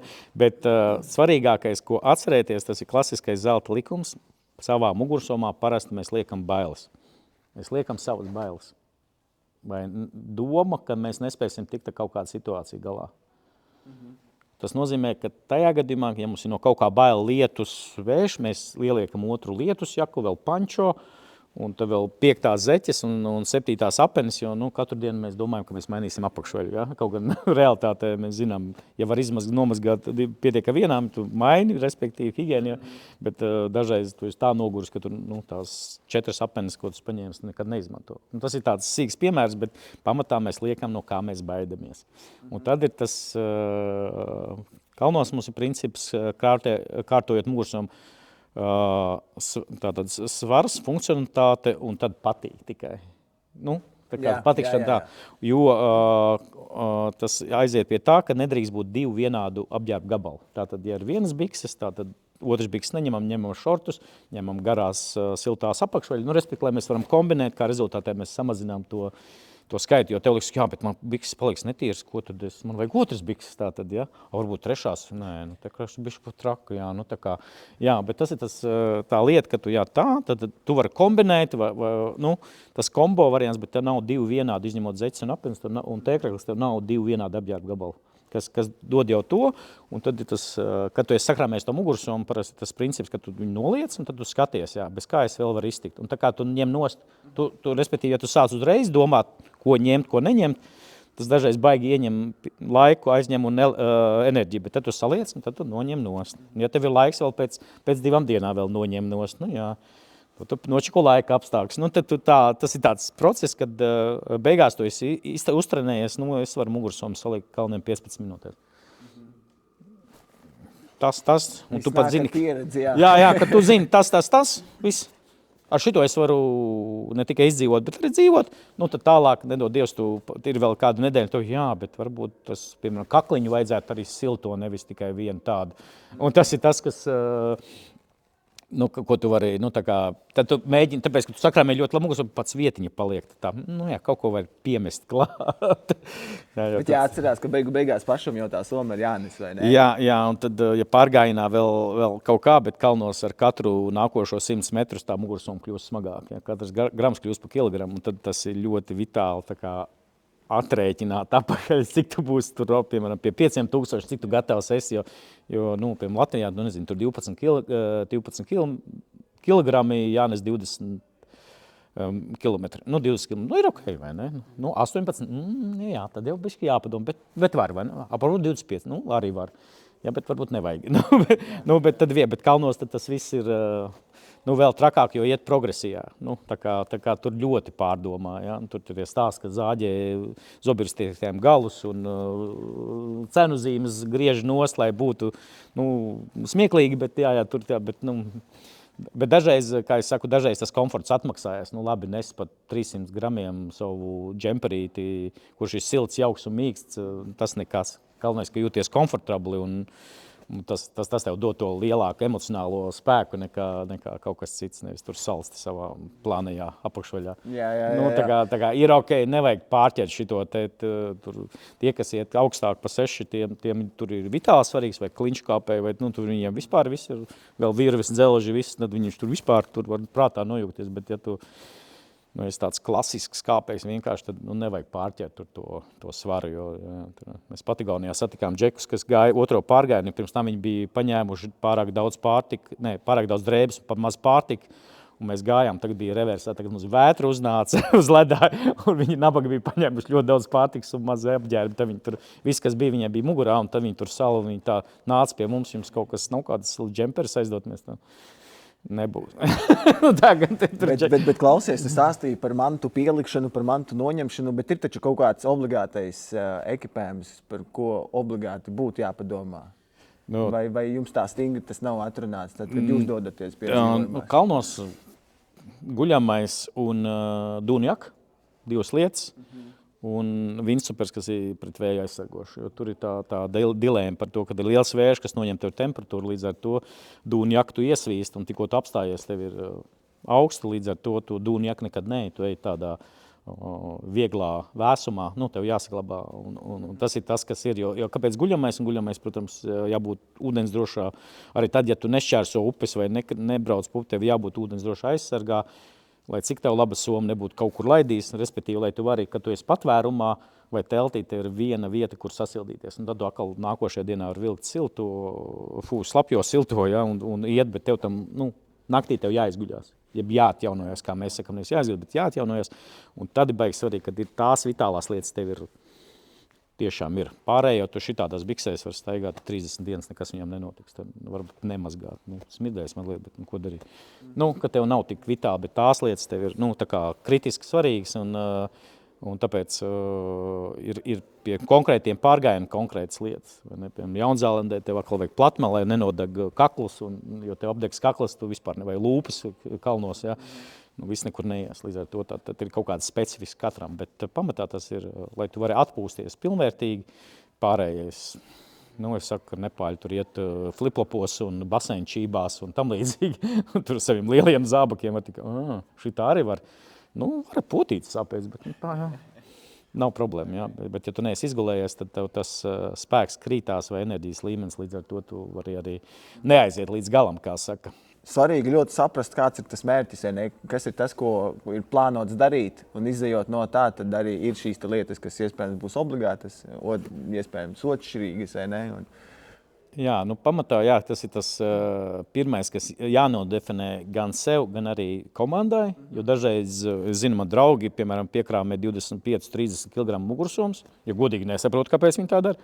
Bet viņiem ir sportisks vai militārs treniņa mērķis. Džeki, viss kārtībā, jo tas ir ļoti svarīgi saprast, ka pie dažādiem svariem arī apavu izvēles citādāk vai mugursomas izvēles citādāk. Respektīvi, tur mazliet jau ir jāparunā ar ekspertiem, jā, jo tu, piemēram, tagad ir tas outdoor kultūrā, tagad, vai iet ar zābakiem, vai iet ar taku skriešanas apaviem. Kur tur tā cena atšķirība, tāpēc, bet, atbildi ļoti vienkārši, cik tev smagu mugursoma. Ja tev virs 10, labāk zābaks tomēr. Ja tev tur ir 5 kg mugursomiņi, protams, ka ar taku skriešanas apaviem tev ir ērti, ātri, viegli, bet tikko tev ir smagāka mugursoma, uzreiz tev jābūt pareizam zābakam. Arī bikses dažreiz. Visas šīs lietas ir ļoti savienotas.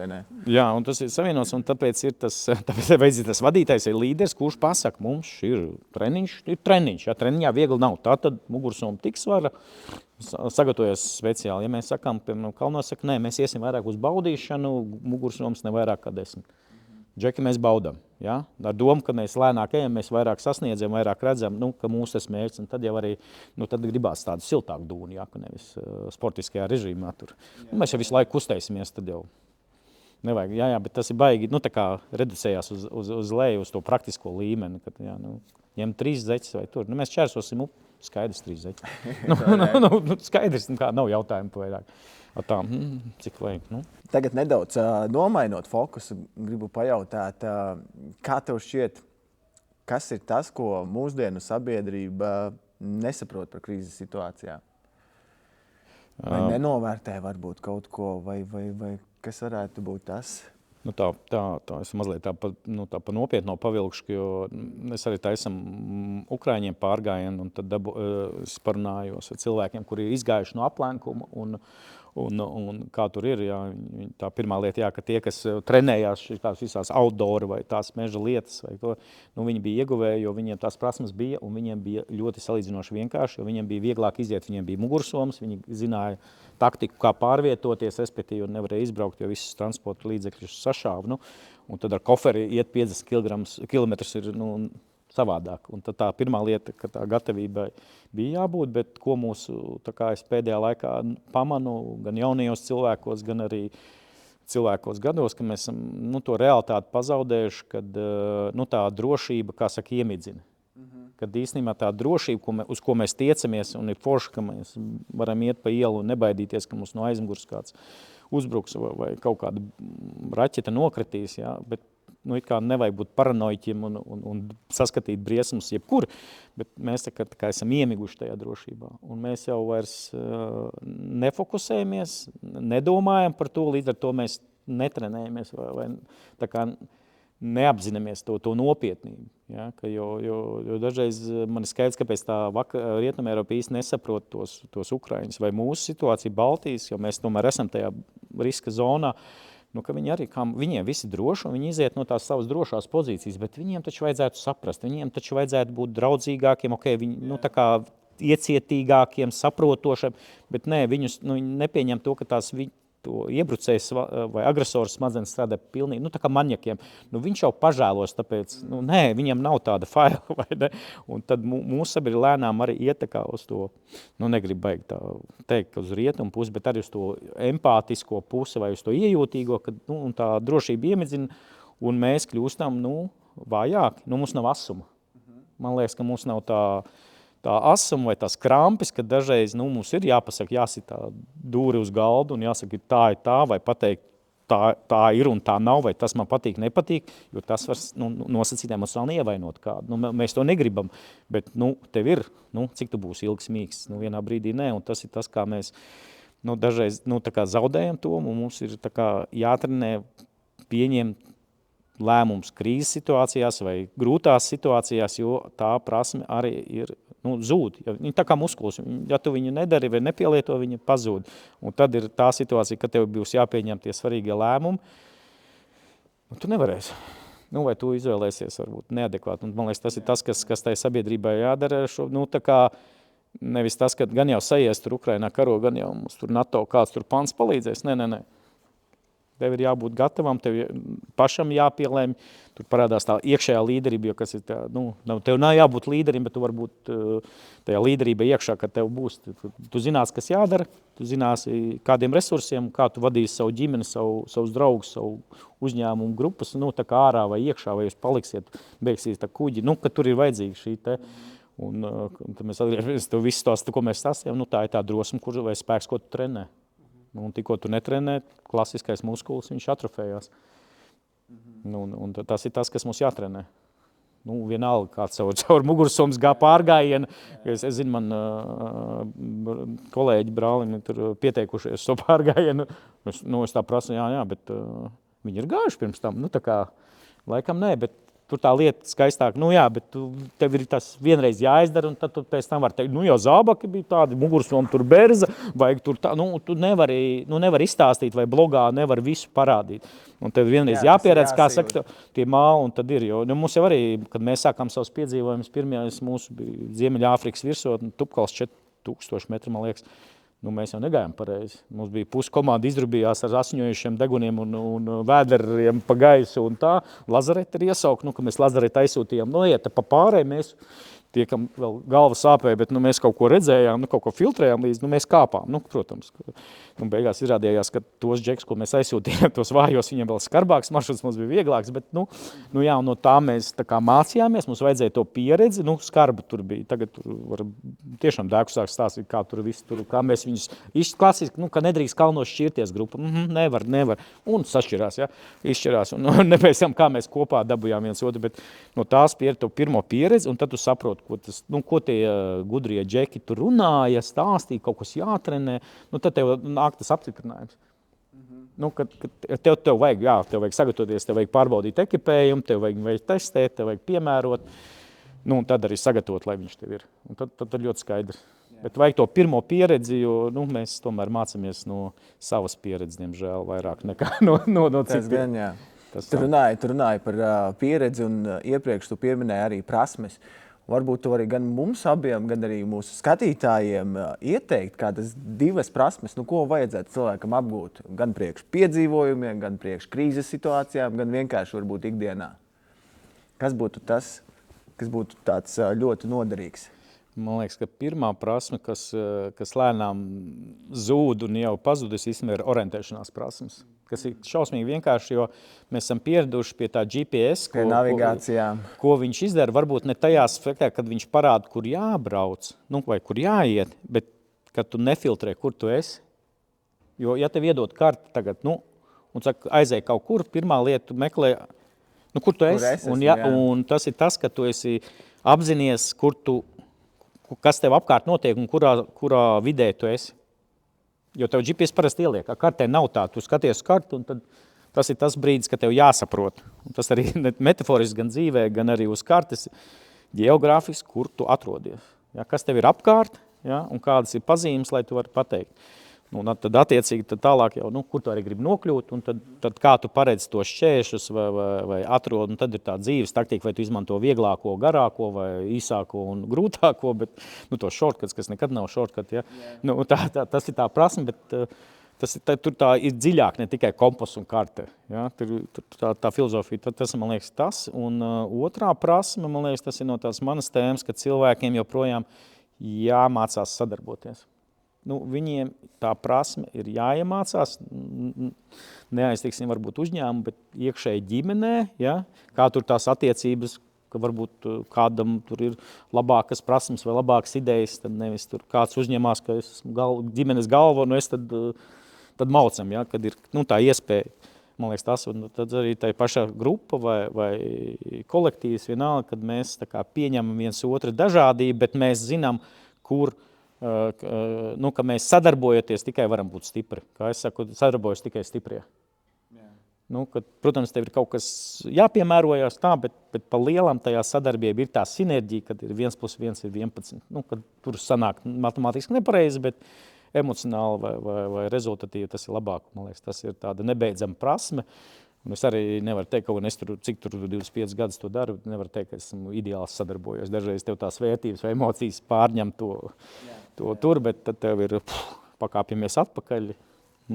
Kā tad tur bija? Man liekas, tas ir tas, kas ir jātrenē tieši šajā situācijās. Un tieši, piemēram, kaut vai tieši pats pārgājiens, kā tu dalies ar maizīti, nedalies. Vai tev, kā tur tā taktika strādā, vai mēs ejam līdz galam un tad atpūšamies, vai taisam pauzes, un tā rezultātā mēs visi nonākam galā. Tā taktika, man liekas, tas sadarbība pašā sākumā jau dod baigi lielo efektu. Man liekas, tas tā otrā prasme. Spriežot pēc sevis, es teiktu, ka man tā pirmā prasme noteikti ir tā, kas būtu ar steigu jāuzlabo. Jo es pilnīgi piekrītu to, ka šobrīd ir tik ērti, ka mēs izmantojam telefonus, navigācijas, visu var atrast. Tev nav tā kā jāpiepūlas, un es ticu tiešām, ka es paņemot karti diezgan nomocītos, kamēr atrastu, kur es pats atrodos šobrīd, un kur man ir jānokļūst un kā to izdarīt. Tā kā ļoti labs ieteikums. Bet es zinu, ka to ir grūti izmērīt, bet pēc tavām iekšējām sajūtām, kā tev šķiet, cik Latvijas sabiedrība ir gatava šobrīd krīzes situācijā, mazākām, lielākām? Man mazliet tāds nav rožains skats. Man liekas, ka ir cilvēki un īpaņi, kas ir ļoti gatavi, un tad ir tas otrs grāvs, kas vispār nav gatavi. Viņi nav gatavi tā kā izturēt šīs te pārmaiņas, pārmaiņu vadību vai pārmaiņu situācijas, un tad ir pa vidu tie, kas kaut ko zina, kaut kādas lietas, bet lielākā daļa tomēr kaut kādas pamatlietas nezina. Jo, man tāds novērojums, ja savās meža programmās vai kur, kad cilvēkiem mēs tās programmas sākam vienkāršot, lai visiem viņi būs pieejams, mēs sākam ar pamatiem. Piemēram, ja agrāk, ja man kāds teica, mums vajag iemācīt kurināt ugunskura. Es saku, come on, jums ko laukos vecmāmiņai krāst, neviens nav kurinājis, vismaz ar avīzi jau mākat. Nē, nav bijusi tāda iespēja, un cilvēki, tā kā Amerikā mēs redzām, tur ir vesels kurs, kurš maksā kaut kādu lielu naudu, kā kurināt mežā ugunskura, tu tā, bāc $1500 paņem par to, ka tu māci cilvēkiem atrast savus zarus, ko tieši tur, bet tā situācija ir tāda, ka šobrīd tā tendence ir, kad cilvēki šīs prasmes, viņiem nevajag viņas lietot, elektriskā plīts nekad nav bijusi vajadzība pēc sarkociņiem, vai tur, ka viņi mitri paliek, kaut kāda tādas pamatlietas, līdz ar to man tas secinājums, kad mums ir jāsaņemās, mums ir jātrenējās, mums ir jābūt tajā vidē, un tagad to var motivēt ar labbūtību, jābūt mežā un tam līdzīgi, kad mums ir papildus iespēja to darīt, bet ka šīs prasmes ir ar steigu jāatjauno. Es neteiktu, ka viņi baigi pazuduši vai kur, bet viņas ir jāatjauno, lai būtu praksi. Mums katru gadu ziemā arī jāiet pārgājienā. Jo tas jau uzreiz savādāk. Kā tu saglabā siltumu, kā tu izvēlies audumu, kā tu, tās lietas, kas tev varbūt, ja tu ne mežā, tāpat viņas nodara kaut vai dodoties. Tagad pēkšņi arī ziema iestājās, ko man vilk, kā man labāk, kā tās slāņus, ko man viņiem darīt. Tur slāņi, bet kāds audums, to tu nezinu. Tad tā ir prasme, ko tev vienkārši jāuztrenē. Tev foršāk darīt to kopā, tā kā tādu piedzīvojumu. Tā kā, man liekas, tas ir noteikti. Jā, mums kaut kas jādara, kā saka. Tāpat kā peldēšana, viss jau māk peldēt, vai ne? Tā visi domā, liela daļa vismaz domā, bet kā ir patiesībā. Bet es tev pilnīgi piekrītu, jo darbā arī novērojam, ka jaunie puiši nemāk strādāt ar instrumentiem, ar zāģi, ar skrūpistoli. Nemāk, nezinu, tas nav darīts. Jā, jo agrāk likās, ka... Es arī pilnīgi piekrītu, es arī darbojoties kā instruktors ar cilvēkiem, jauniešiem, pieaugušiem. Novēroju šīs lietas, ka cilvēki nezin tās, kā karti izmantot, nezin nokļūstot mežā, nezin kā pirmo palīdzību sniegt un dažādas citas lietas. Tad tādēļ arī šī ideja dzima par Spēka spektrs seriālu, kuru mēs to varam ieterpt tādā interesantākā formātā. Jo iespējams cilvēks nebūtu gatavs iet uz kursiem, kur viņam māca orientēties vai pirmo palīdzību, bet atnākot uz starta finiša zonu, kur ir pārgājiens vai skrējiens, ja kāds vēlas izaicināt sevi.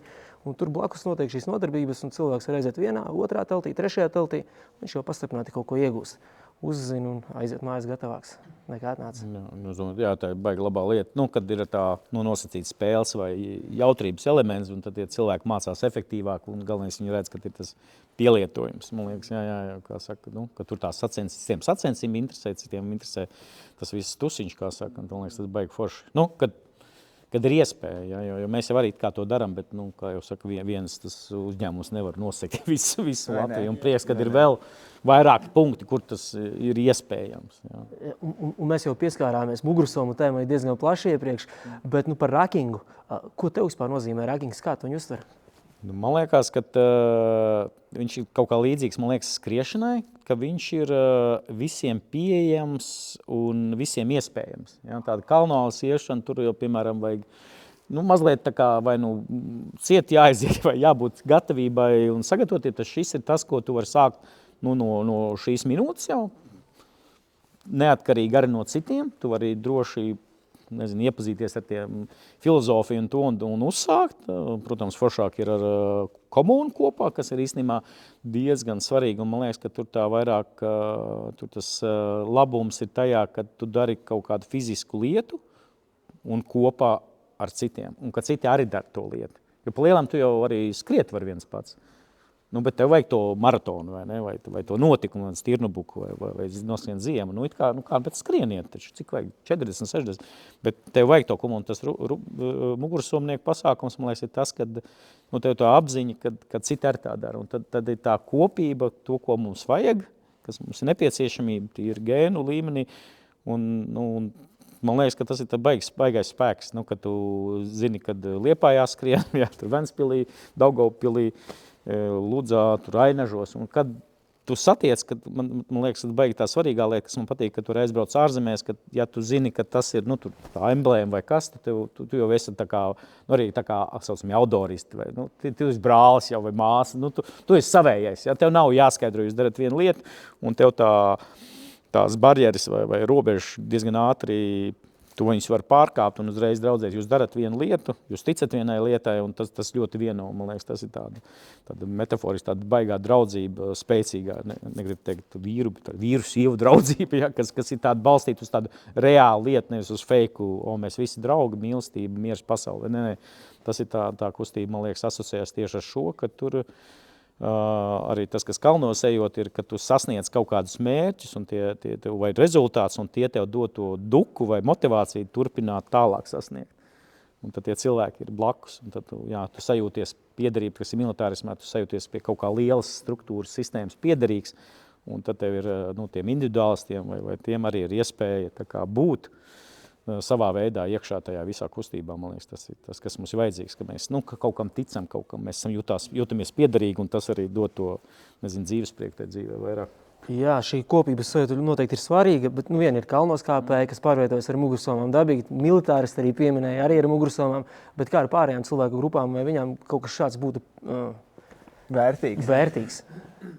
Es domāju, ka ņemot geogrāfiskos apstākļus, visiem ir jāpaprovē vai jāpiedzīvo, kad mugursoms ir baigi forši. Nu, kad, protams, uz ritenīšiem koferis arī forši, ja? Pie nosacījuma, ka ir asfalts un gluds un nevis grabuļains, bet tas ir tas, jo, kā es saku, tajā mežā vai kalnos vienalga, kur, bet kā tev mugursoma, ka īstenībā tu runā vairāk ar sevi, ar savu ķermeni, jo tev tā mugursoma jāpieregulē. Un tad tu sāc to iekšēju sarunu. Kā te man īsti ir ērti, nav ērti, kas man ir jāpieregulē, nav jāpieregulē. Un tad ir, man liekas, tur tas papildu efekts, ka tu sāc tā kā ieklausīties sevi un galvenais kaut ko darīt tā lietas labā, lai tev būtu ērti vai būtu efektīvi. Nu, man liekas, tas ir tā ideja tai mugursomai ir, un tāpēc arī man patīk mugursoms. Es parasti izvēlos vienmēr mugursomu, man nepatīk ne man sporta soma. Ok, no mašīnas līdz treniņam tur, jā, bet tā mugursoma ir tas, kur tu vienmēr ir ērti, un man liekas, daudz lidoja lidmašīnu, man liekas, kad Porsche mugursoma, tas ir atslēga savādāk. Viņi tur parasti jāceļ tā, tu vienīgi uzliec mugursomu, aizēji noliec, un tu esi ļoti, gribētu teikt, brīvs. Nu, tev, ja tev ir tā sporta soma, nu, tad tev viņi kaut kur vienmēr jādomā par ratiņiem, vienmēr jādomā kaut kādiem palīgi līdzekļiem, lai to darītu. Bet mugursoma parasti tāda, nu, manuprāt, tas tāds neatkarības simbols, vai tu spēji, kā gliemes, nes savu māju uz muguras, un tev ir viss. Nu, principā, tev jebkura dzīves situācija var notikt, tev viss ir mugursomā, ko tev vajadzīgs, un tu esi neatkarīgs. Nu, kas manā izpratnē brīvība. Nu, tā ir mugursoma brīvība. Tu neesi atkarīgs neviens. Kājas ir aiziet. Jā, tieši tā, pašpietiekamība. Tu minēji forša mugursoma. Kā var saprast, vai mugursoma ir forša? Kas būtu tās lietas, kuras jāņem vērā, izvēloties mugursomu? Tas svarīgākais saprast, kad ir mugursomu lielumi arī ir LMS. Jā. Jaunajā mugursomā ir tas, ka tu vari saregulēt augstumu, bet svarīgāks no pleca līdz astes, tā kā kaulam, tas jau laikam pareizi līdz tam tur, tas attālums. Tas ir tas svarīgākais. Un tas, ka, ja jums ir gurnu josta, ka es fans esmu gan gurnu jostai, gan krūšu siksnē, jo tad nav eņģeļa spārniņa, ja jums pārkraut mugursomu, ja jums tur, nezinu, vienu pudeli ūdens, tad varbūt tas nav tik svarīgi, bet arī ar riteni daudz brauc, tad ļoti svarīgi, kad jūs esat nofiksēts, un tad ir svarīgi, lai tā gurnu josta būtu uz kauliņa, nevis viņa tikai mīkstumos vai pa švaku nošļukus, un tās lietas. Manā izpratnē tai labai mugursomam ir tas, ka viņi ir regulējumi mugursomu.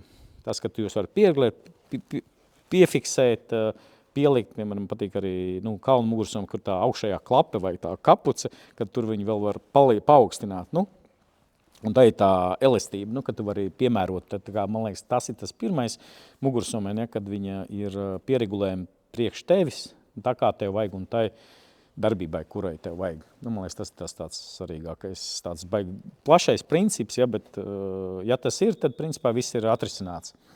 Nu, tad atliek tikai atrast to pareizo garumu un attālumu, un principā tad, kā es saku, laba mugursoma vai labs ekipējums ir to, par ko tu aizmirst. Nu, kad tu vari pārvietoties, un tad tu esi aizmirst, ka tev mugurā kaut kas ir.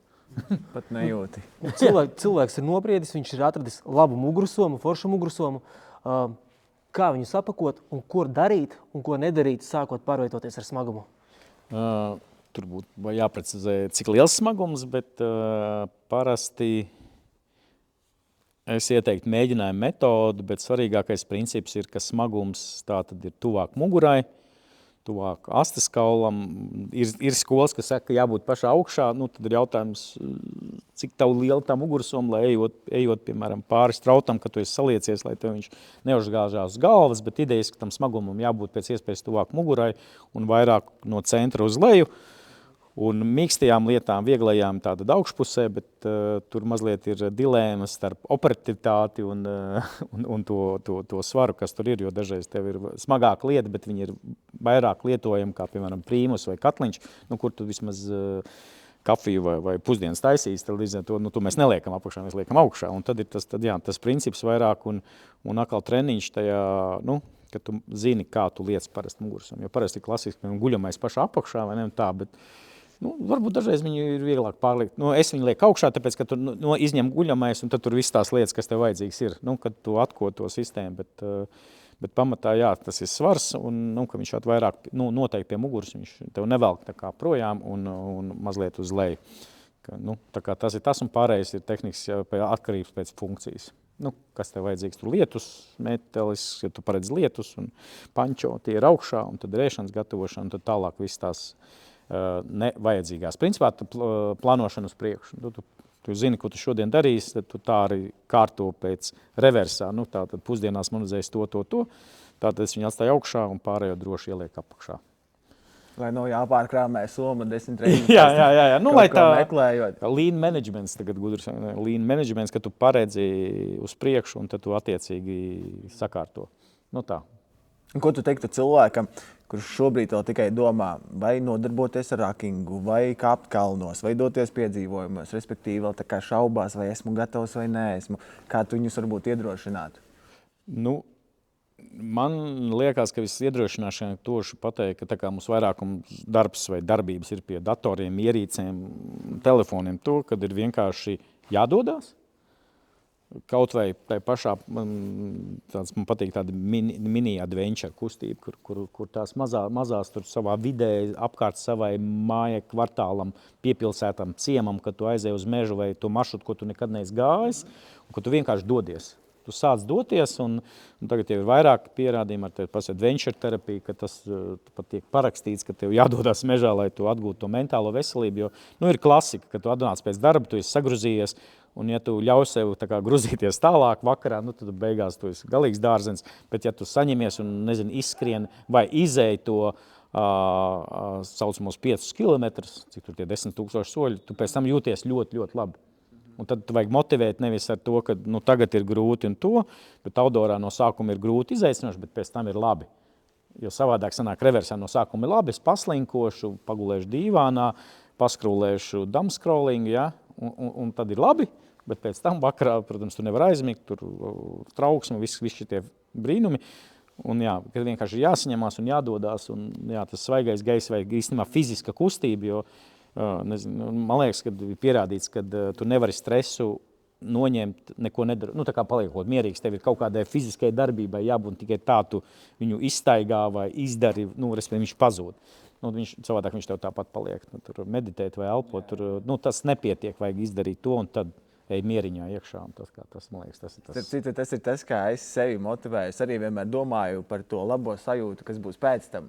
Nevis par to, cik būs grūti tur treniņā vai pārgājienā vai kaut kādā citā darbībā, bet par to labo sajūtu, jo viņi jau kaut kur atmiņā ir tikai bišķiņi jāsaņemās. No arhīva ir jāizvelk ārā un viss notiks. Vai uzvelt zābaks un tad motivācija parādīsies, jo zābakiem tu neies apakaļ dīvainā. Vai nē? Māri, kas tev iedvesmo šobrīd visvairāk? Darīt lietas, mesties piedzīvojumos, dēkās un kustēties tālāk? Man dažreiz cilvēki prasa, kāpēc, ka es esmu visur vai es arī guļu. Es saku, atbildi vienmēr pie stūras. Jā. Bet, gan pāēd, gan paguļ. jā. Kad runāju, tad guļu. Bet man patīk tas princips, ka tie, kas dara, viņi uzlādējās caur darbību, motivēja sevi. Kad viņi sāk darīt, tad tā motivācija, es esmu piekritējis tas, ka motivācija... Kad ir bumba, jā. Kad klasiski mēs gaidām motivāciju, lai kaut ko darītu, bet realitātē ir jādara, lai parādās motivācija. Respektīvi jāizdara pirmie soļi, tad rodās enerģija, rodās motivācija, ir prieks, un tas ir tas pamatlieta. Un, protams, es arī ik pa laikam paskatos, ko citi Džekinis izdara, un tad tāds, kaut kādu, tagad arī mums viens draugs Norvēģija paņēma ragavas mēnesi, iet kaut kur Skandināvijā, pilnīgi no hatu, jā, un es tā, wow, es arī tā gribu. Tas ir tas motivs, ka kāds mums uzdem par to sekošanu pirms tam, tas ir tas, ka tu redzi, ka, šitie izdarīja, kāpēc es neesmu to izdarīju? Tāds, nevis tā aiz skaudības, bet šito arī var izdarīt, jo arī cilvēki prasa, kā tu šitik daudz var ceļot? Es saku, kā nopērc biļeti, aizbrauc un dari. Man tas ir vienkārši, man liekas, tas ir tas, kas palīdz, kad tur dari Džeki, vienkārši paņēma ragavas, salika pārtiku un iet. un iet. Viss, un tas, un, kā saka, ir jāiet, un viss, un tu ej, un tad tev rodās tie ideja, vai tie cilvēki blakus tie arī pastāst, ka tur, nezinu, Dolomītos Feratas jaunas, vai tur kaut kāds tuksnesī, tur mēs ar džipiem, un mēs tur vēl kanjonā izgājām. Šit tā arī var, jā, vai nu, piemēram, pirms gadu es biju Patagonijā, un tas bija kaut kāds sapnis. Mēs nebija aizdomājis, ka, nu jā, nopērts biļeti, aizlido, un ej. Jā, kaut kā nu, nebija saslēmta tagad, kāpēc es to nedaru? Un tas dod to motivāciju, ka tev tie, nu, pasaulē ir tik daudz foršas vietas, kur tu neesi bijis, un ka tas motivē. Nu, kļūst mazāk, bet, nu, ka tu gribi, vai tieši otrādi piedzīvot kaut kādas citādās lietas, ko mēs runājam par to mācīšanos, jā, ka tu dodies tur, kur tu vari kaut ko mācīties, vai nu par vietu, vai par cilvēkiem, vai par tradīcijām, vai, nezinu, par ēdienu, vienalga kaut kāda mazā, un tad galvenais arī tā kā būt tajā vietā, nevis skriet prom, bet palikt ilgāk un tā kā izbaudīt to visu procesu, ne tikai nākošā virsotne vai nākošā valsts, jā, tur izgāja cauri 60 valstīm, nu jā, lidostā, jā. Malači. Tātad ne tikai mērķis, bet atkal arī process. Jā. Māri, visbeidzot, izstāstīja, kas padara cilvēkus spēcīgus, tavuprāt? Lai gan mēs, gan skatītāji uzreiz saprastu, kas ir jādara. Pareizo atbildi. Tātad pareizās atbildes nav, bet es jums pateikšu. Man liekas, ka spēcīgs viņus padara, man liekas, ka dzīves prieks. Jo ja tu spēj saglabāt, tas nav viegli, tas ir duļot izņemt to dzīves prieku, īstenībā tas dod to spēku turpināt, noturēt, jo tie pētījumi tur tajā koncentrācijas nometnē, ka tu saglabā to savu attieksmi, nu, tā kā uz risinājumu vērst, viņam nav jābūt tas amerikāņu smaidiņš vienmēr un tā kā feikais tur pozitīvisms, ja, bet tā kā tu risinājumu vērsts vai būs labi, nu, ka tu sevī to tā kā kultivē un tā kā praktizē, ka tas dzīves prieks tev dod gan pašam enerģiju, gan gaismu citiem, un tie citi tad tev pēkšņi sāk palīdzēt, un tad tā spūgļoši, ka viņi tev palīdz, tevi un tad jums tā miedarbība, un tad tā sinerģija rodās, un man liekas, ja tu pats spēj to pozitīvismu saglabāt, tad īstenībā tās lietas nāk vieglāk un vienkāršāk.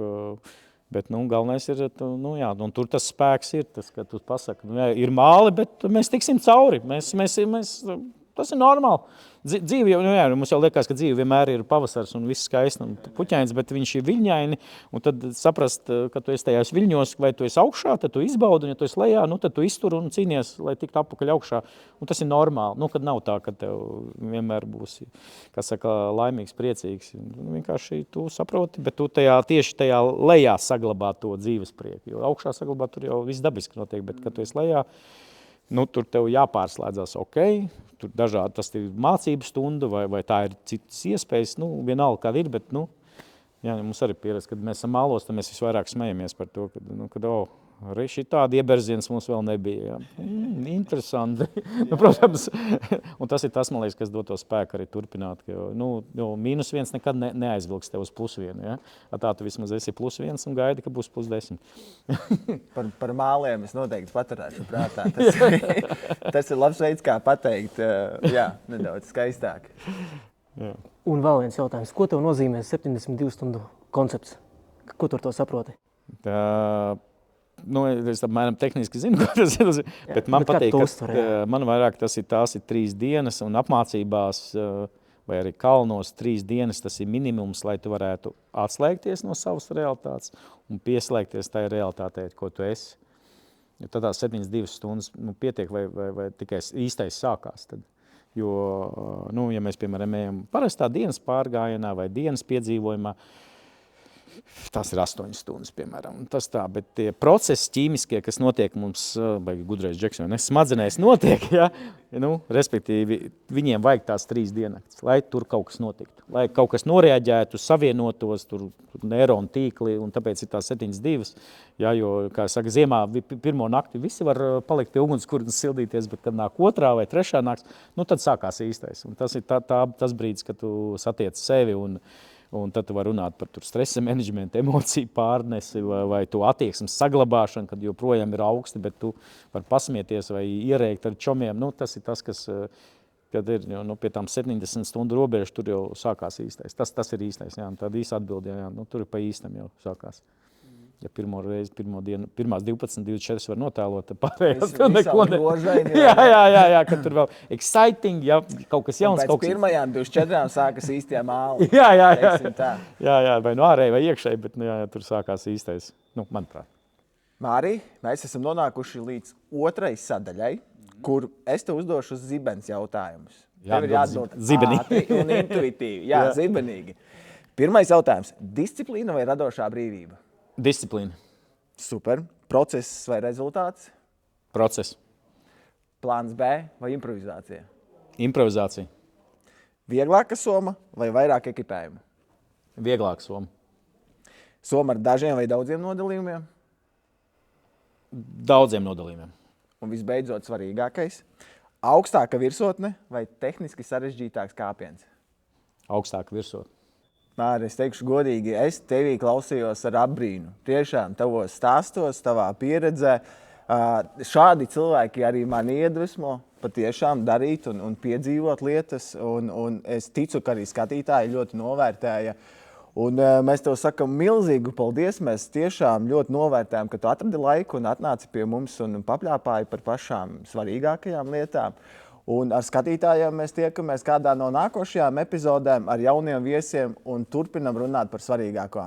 Tiekamies un paldies, Māri!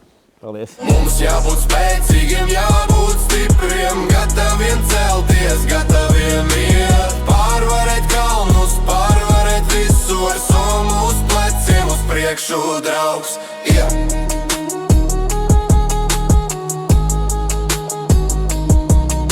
Kad ceļš kļūst grūts un kājās gurs, kad šaubas prātā klusumā klātā, atceries smagā summa tevi rūdīju, sev atgādini, tu vari stāvēt taisni, kad citi lūst. Mums jābūt spēcīgiem, jābūt stipriem, gataviem celties, gataviem iet, pārvarēt kalnus, pārvarēt visu ar somu uz pleciem, uz priekšu draugs.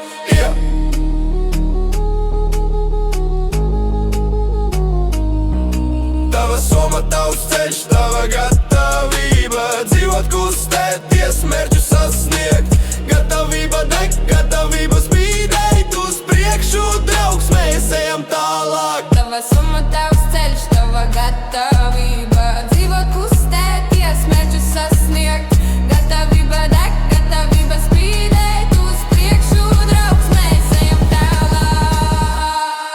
Tava soma, tavs ceļš, tavs